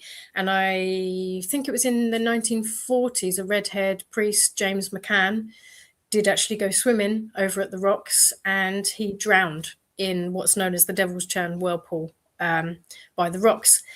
And even when I went over there, because I didn't know this part of the story when I first went there, it was when I was doing more research, for my articles. Yeah. But again, and I'm not saying, because I know what, someone has said to me before, do you think maybe you were in a past life then linked to this family from this castle and from this friary? It's possible. It's possible. Anything like that's possible. But I don't know.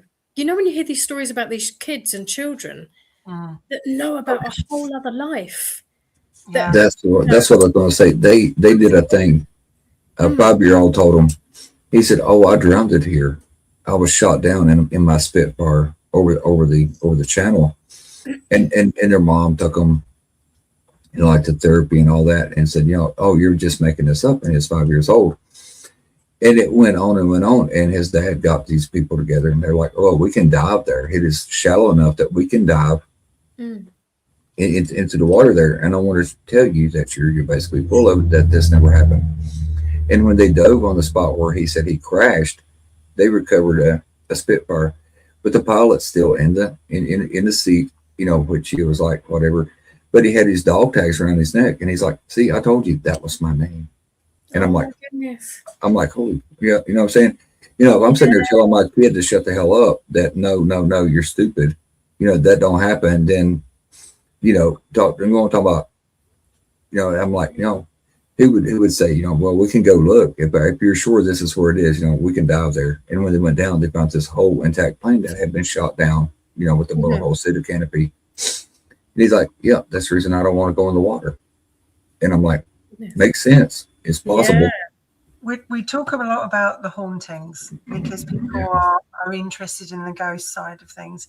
But being a clairvoyant is a very something I take as a great honor and also with a great responsibility. It is not something that you play around with. It is not something that you take for granted. And also you have a responsibility who you're reading for, because you don't know mentally how they're going to take, you don't know some of the people that you're coming and reading for. You don't know how they're going to take that message, and you have a responsibility to them as well. And I think we talk about all the active, the haunted stuff. Actually, someone who's lost somebody, who's very, just past the spirit, they want to get a message from them. They're desperate to get a message from them. I've been there myself, wanting to have a message. They don't come through. It makes you not believe, or it makes you feel like, why don't they want to talk to me? And I think there's a hard side to being a clairvoyant. There's a hard side to being a medium, and I want to very much mention that tonight. It's not something you choose to be.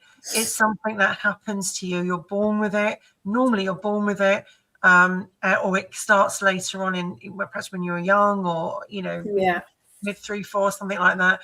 It's you have to have a responsibility. You don't know who you're reading for. You don't know if there's any mental health issues with that person, or if there is any, so you have got to be careful. One thing I never talk about in a reading, and I never will with the clairvoyance or with the tarot, I will not talk about a death as in future.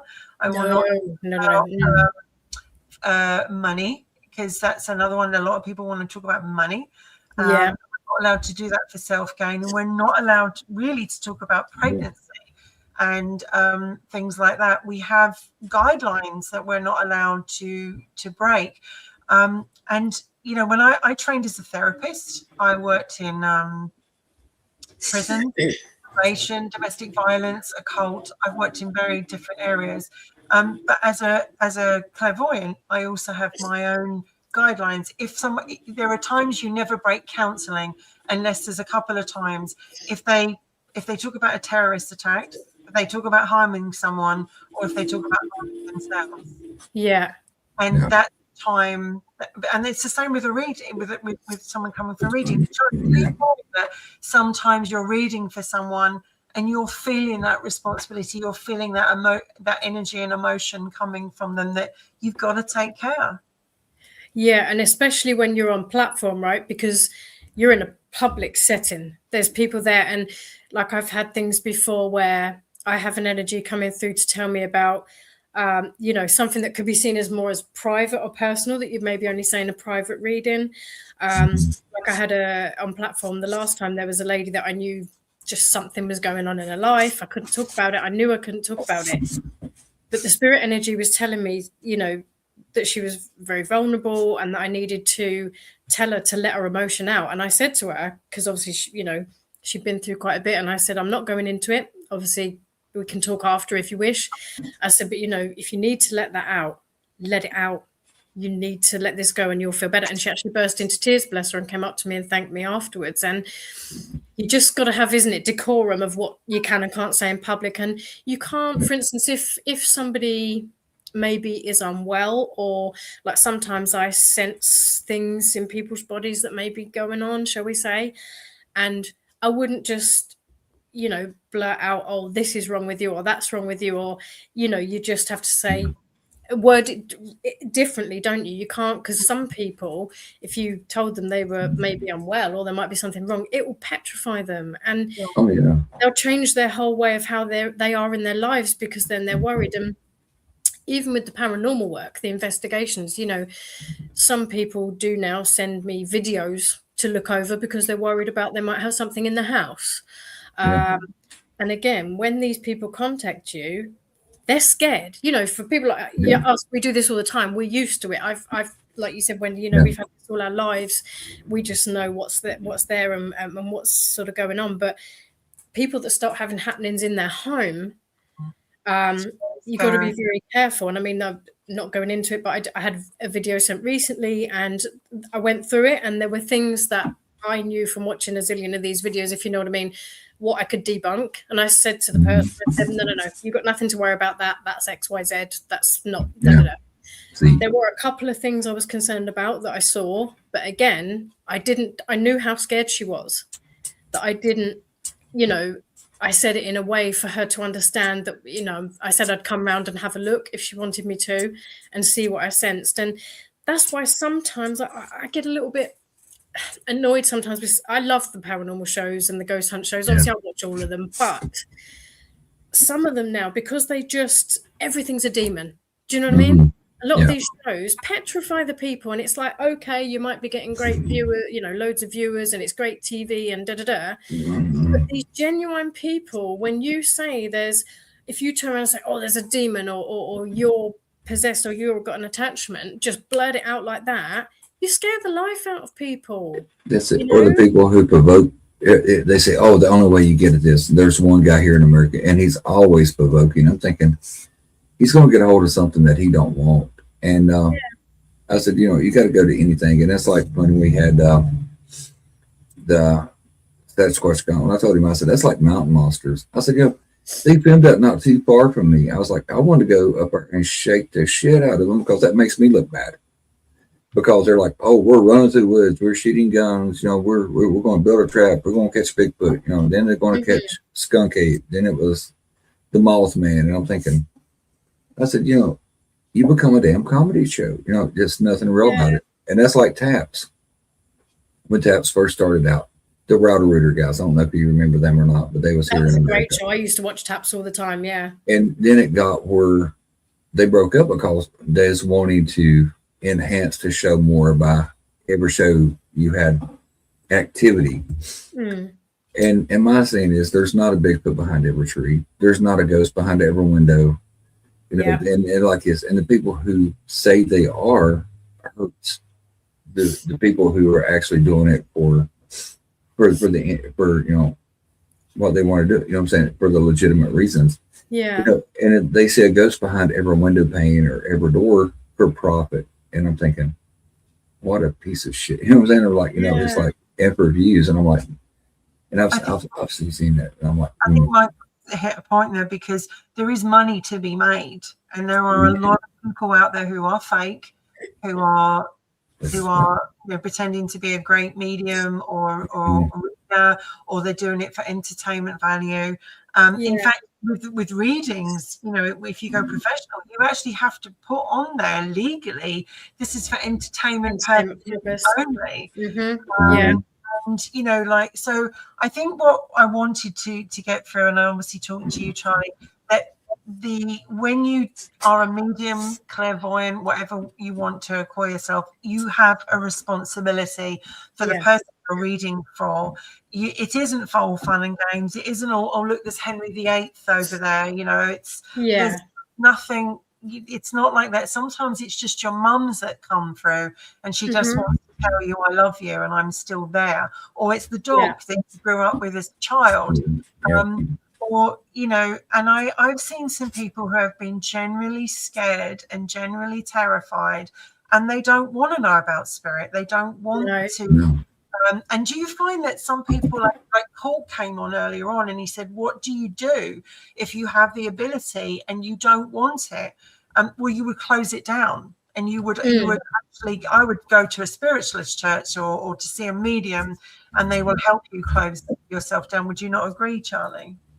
Yeah, definitely. If there's people out there that are experiencing things, whether it's, internally, i.e. sensing spirits, or externally in their home, you definitely need to go and get someone to have a look and see what's happening. Like you said, either at the spiritualist centers or, always check, with any of the sort of, because there's so many paranormal groups out there now, and I'm not saying that they're not legit by any means at all, but like you said, some people do it because for money, because it's popular now, because it's do your research and look for the right people to come and help.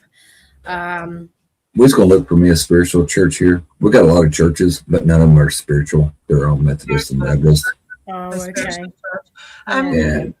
Interesting point I was going to bring up, and I'm trying to think. Sparky brought up something. Are you religious? Did you have a religious background, Charlie, or were you spiritual? I mean, I don't personally follow a particular religion. I like to I just like hearing everyone's, views and everyone's sort of thoughts on what their belief systems are. I mean, as a child, when I was in Northern Ireland, when I was younger, I did sometimes have to go to church. We did have to say prayers in school, which I wasn't really used to, because we kind of came to England, went to Ireland, came back.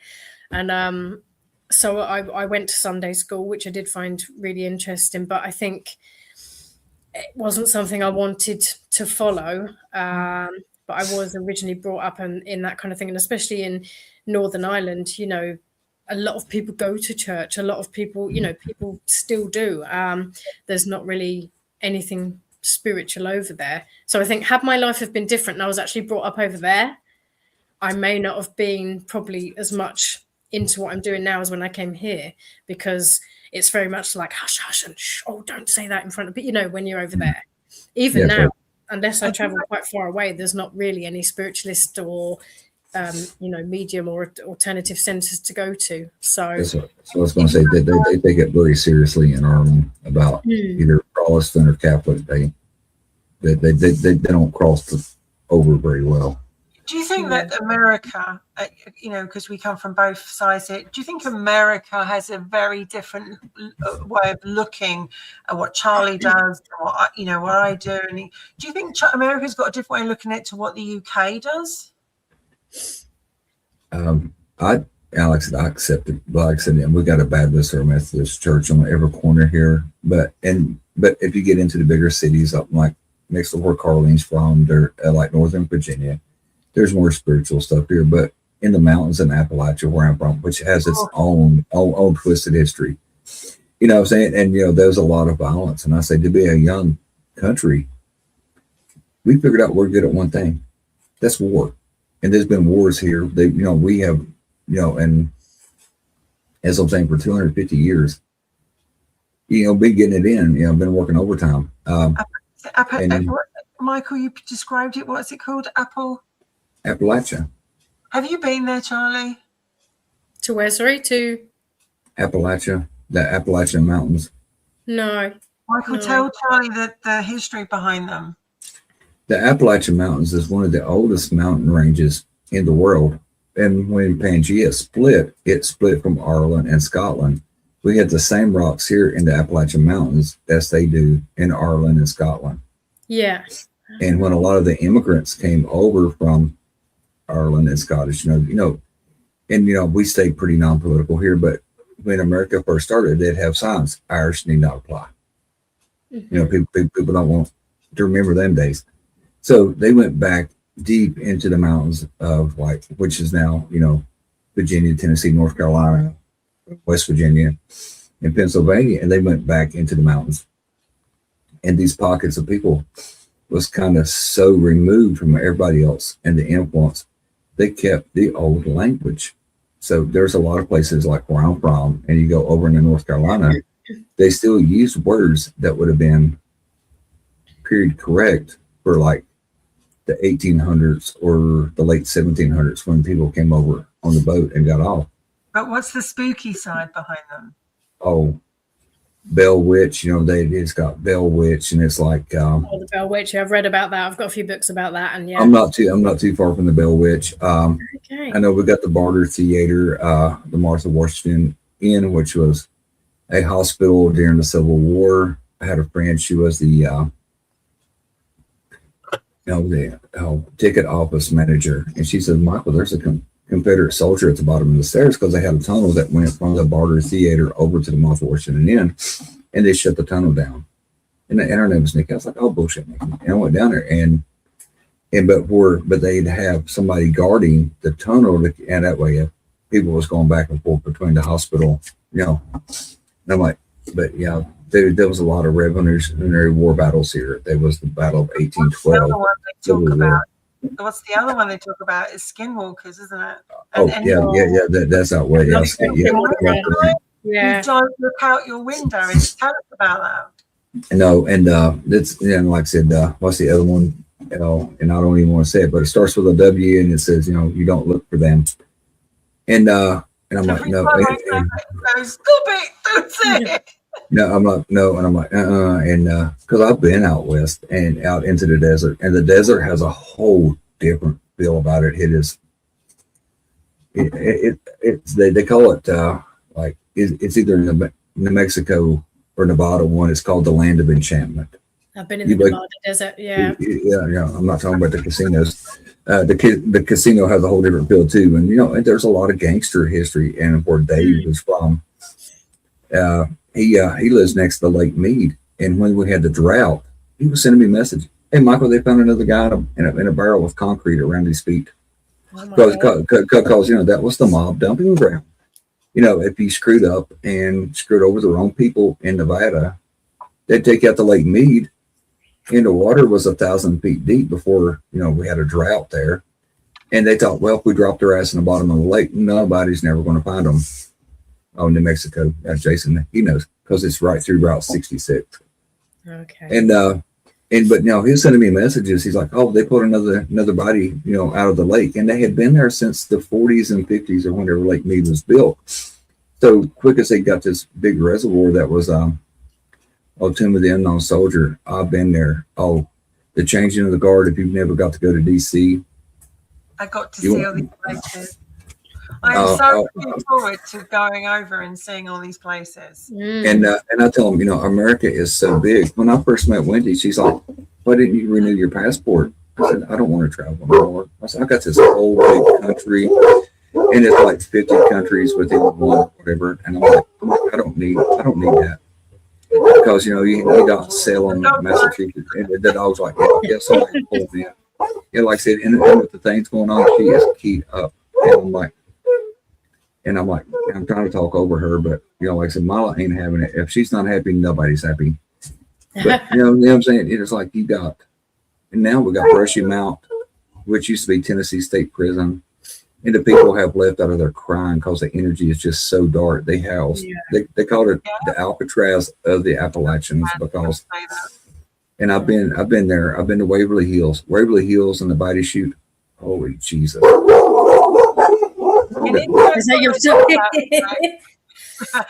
literally, like these kind of places have you been out to America? Have you done a lot of work in America, Charlie? Well, I went to America for my music, because when I was in my late teens, I was in a female rock group called the Suffragettes, and I got a record deal with a subsidiary of Sony, and they took us straight out to LA to do our album. Wow. So I was there for, I think it was about think it's nearly a month, and so it wasn't for sort of paranormal or anything like that. So we just we were in Los Angeles, recorded there, and played a gig, and then we had a day off from the recording studio, and we went out to Las Vegas just as tourists. We just went out there, and it was so funny because I think the highlight for me, I loved it. You could tell I was a complete tourist. They had a guy fully regalied up as Elvis, and he went, "Oh," and we're like, "Yes, yes." I know. That was brilliant. I loved Las Vegas. I really want to go back there because I'm dying to go to, Zach Bagans' Haunted Museum. Yeah. I'm dying to go to that place.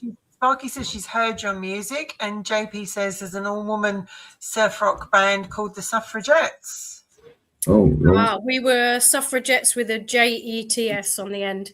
Yeah, it's like a punk grunge band. Yeah. You're a woman of many talents. So if you could go, there's a question for you, because I'm going to start closing down because obviously you have to go to work. But if anyone's got any questions, please put them in the panel, and we'll ask Charlie. If you could go back in time and go anywhere, where would you go? I'm sorry, not that at all. Back in time, where would I go? Oh God, there's loads of places I want to go. I would want to go back and speak to Nikola Tesla. Oh, I like Tesla, the Tesla turbine and all that stuff that he came up with. Yeah. But that reminds me, do you believe in the cosmic record? You know, like where all your knowledge is supposed to, in the universe, you go back into. Oh, the Akashic records. Yeah. Yeah, my Appalachian accent probably said that all screwed up. I sometimes wonder, what I said about how I believe that everything just is, past, present, future. So I do wonder, therefore, what we were saying about the sort of quantum field where we can tap into that information. Oh, yeah. How does that saying go? It's same as above as it is below. Yeah. So I'm wondering if that Akashic record, like or some people call it the Book of Knowledge, don't they, or the Book of Life? Yeah. I do wonder if that is actually just symbolic of this energy of everything that we can just tap into and find, information from.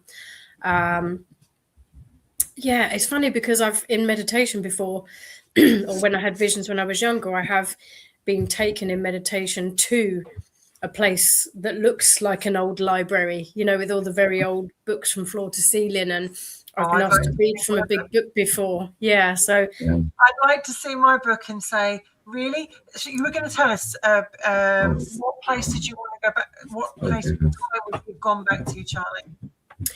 Yeah, so I'd like to have a conversation with Nikola Tesla because I'd like to rack his brains, and just because I think the knowledge he had, a lot of it, obviously the government were trying to stop him from making things, and I think he knew of things that could totally have changed the world, but he wasn't able to do so. And there's so many people, because I'd love to go back to like the Victorian era as well. I have a real affinity with the Victorians. I know it's quite macabre, a lot of it, but I love a lot of the things they did, go back to their old seances, actually partake in some of that.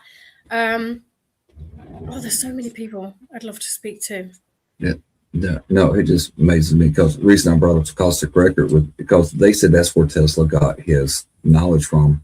And the reason Tesla died broke is because Edison and the other powers to be wanted to make money off of his inventions. And Tesla he's like, no, let's just give electricity away. There's no reason to pay for this. He invented what could be free electric, didn't he? Yeah. And that's the reason you have AC and DC current, because then when he came out, he's like, look, this is more efficient. I can make it so cheap that you can give it away. And they're like, and they electrocuted an elephant and stuff like that to prove how dangerous is alternating current was. They're like, look, you don't want this in your house. If it can knock down an elephant, what is it going to do to your kids and you? But I find that really, because like I said, Tesla out. And it's like, I'm like, it Charlie, blows my mind. I could talk to you we could talk to you for hours. You're a very, very interesting we don't get a chance to talk very often because you're such a No. busy lady. Tell me about your year, where people can see you and how they can get in touch if they want a reading, etc. Yeah, so I mean, at the moment, because I took a break from mediumship, like the platform work, for a while, because I had just been so flat out, as you know, with the filming and writing and stuff. But Yeah. I've just started to go back on platform. I actually can't remember the date off the top of my head, which I should know. But I am at Sutton Spiritualist Church in June. I can't remember the date, but it is on their website. It'll also be on my Facebook, which is Haunted Charlie Hall.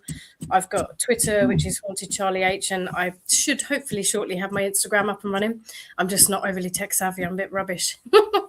But yeah, so I've just had an interview on a vampire Blu-ray that's just been released. I don't know if you remember the 90s Razorblade Smile vampire film by Jake West that came out. It was quite a big film over here, and I saw it in the cinema. And they've just re-released it. And on the extras discs, I've got an interview on there on the Vampires Forever documentary, because I love vampires. I've always been into vampires since I was young. So I think the rest of the year really is, writing. And I have started a book, which I'm working on. And obviously the show, Haunt Me If You Can, which should be out towards the end of the year. The date's to be confirmed. And that's going to be on several major streaming platforms. So keep an eye out for that as well. And short films, working on a few short films. So How many have you filmed, or are you going to film for the first series of Haunt Me If You Can? I think it was 8 episodes that we're going to be doing, because we're going off to a few different places. We're sort of filming in Exeter, we've got Rotherham, we've got Essex. We're sort of all over the shop, filming in different places. So I think we were hoping it was hopefully going to be a Halloween sort of October release, but I think it's going to be a little bit after that. But keep an eye out for it. That would be the main thing for the minute. Oh, Sparky said if you need any extras, hit her up. If they need to fly somebody in, I got a passport. I would love to travel. So You know what I'm saying? where is it, Sparky? There it is. If you need any more actors, hit me up. I was going to ask her before she goes, and I forget because with things falling and something that tore Milo's nerves up, and she was just telling it to basically piss off. What is your first horror movie you remember, and what is your favorite? The first horror movie that I remember, which really freaked me out, but I was intrigued at the same time, because I shouldn't really, when you're a kid, you sort of sneakily watch your parents' videos at the time, show my age, and they had a film called The Entity. Oh my God, I remember that. I don't remember that one. And it is a sort of it's like a paranormal one, isn't it? And it was nasty. And I remember because I couldn't understand, because I was I watched it too young. I sneakily watched it.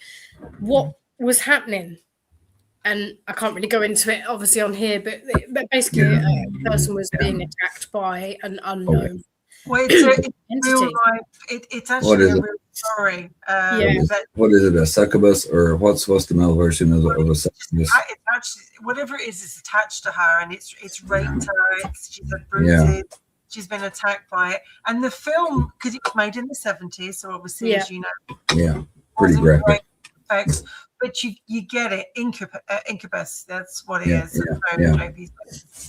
Incubus. Yeah, that was really horrible. But so what's your other question? What's my favorite film, did you say? My favorite horror film? Yes, ma'am. Oh, horror film. My favorite horror film would probably be, I know it's a bit fluffy, but Bram Stoker's Dracula. Oh, the Brad Pitt. Like the one with Gary Oldman. I love that film. That's going to ask you, do you remember any of the birds, like Alfred Hitchcock, or what is it? The first Night of the Living Dead. Because I remember when I first saw it, and for some reason or other, it didn't come through in color, and I watched it black and white, which does not help when you're young. Yeah. So I'm I've been zombies being my number one. Zombie apocalypse. They're all getting it. No. Yeah. And but it's like, but I have seen what I'm trying to say is, have you seen the progression of how like the gore and the different things has progressed in the horror films? Because what is the one like Pinhead and Hellraiser, yeah. And I'm like, I saw that and I'm like, that's just a bunch of dudes doing BDSM that live in hell. You know what I'm saying? I'm like, they're all in black leather mask and all this, and he's got like the thing pulling his mouth. I'm like, this I is actually real. know the Chatterer from that film really well. Nicholas Smith, he's a good friend. I'd like to meet some of them guys but I always told them I dress up as Dr. Frankenfurter for Halloween because and that was supposed to be taboo. That was supposed to be a horror film back in the day, but it's kind of an occult deal. Yeah, and I'm like, for me, Poltergeist shit me up so badly. Yeah, I remember watching that and never watched. And there were 3 films that I remember that really freaked me out. American Werewolf in London was that was awesome. Yeah, I hated it, and Poltergeist, and there was one called Trolls, I believe. The Trolls, yeah. So bad. It was or really Leopard. The one that mentally me was the Exorcism of Emily Rose. Yes, that's a good film. Another true story, and literally I watched it and I vowed I would never ever watch that film again. And it's a great movie, but the thing is, just quick story to end this because I have to go. But literally, when I was in Canada one day, I had a lovely lady looking after the animals for me, and I'd said to her, whatever you do, don't watch horror films. She loved horror films. Don't watch them upstairs in the bedroom. Just don't watch them, because just trust me, just don't do it. Yeah. Well, she didn't listen to me, did she? And she did. And she rang me up and she goes, I don't know what's going on here in this place. She said, I went upstairs earlier on and the TV's on and the remote control's shutting down. She said, I come downstairs and your mate came round, Sarah, to see how Henry and Vamp are doing. She said, then the TV's going, pause. Play. Pause, play. And I said, did you watch horror films? And she said, yes, I did. So just a quick story. Charlie, it's been amazing. Thank you so much. Thank you so much. Yeah, both of you. Yes. Please keep in touch with us. And also, we'd love to have the guys on. We'd love to have just before you start or just after the show. Yeah. And please come on Wicked Women. We'd love to chat with all of you. Absolutely. Oh, brilliant. Yeah, absolutely. Yeah, and I look forward to going out for a spin in the Huntress. Well, please do, because I'd be interested to know if you pick up any kind of history from her as well, or any kind of activity. I'm and curious. You've been such a brave little soul because you've not been feeling well, and you had to cancel this a couple of times because you weren't feeling great. Yeah, I just got a really bad respiratory infection and stuff. That's why I was sipping my water there. I thought I'm gonna have a coughing fit. Yeah. Really well. Before we leave, I have to tell you about next week's show. I haven't actually advertised this show. It is a surprise. It is going to be a really, really good show, and it's with a really important person who I think everybody will enjoy the show. But I haven't advertised it as yet because I've been putting out the shows a little bit in advance so people know what's coming. But this show I've kept quiet until before actually. So look out for this.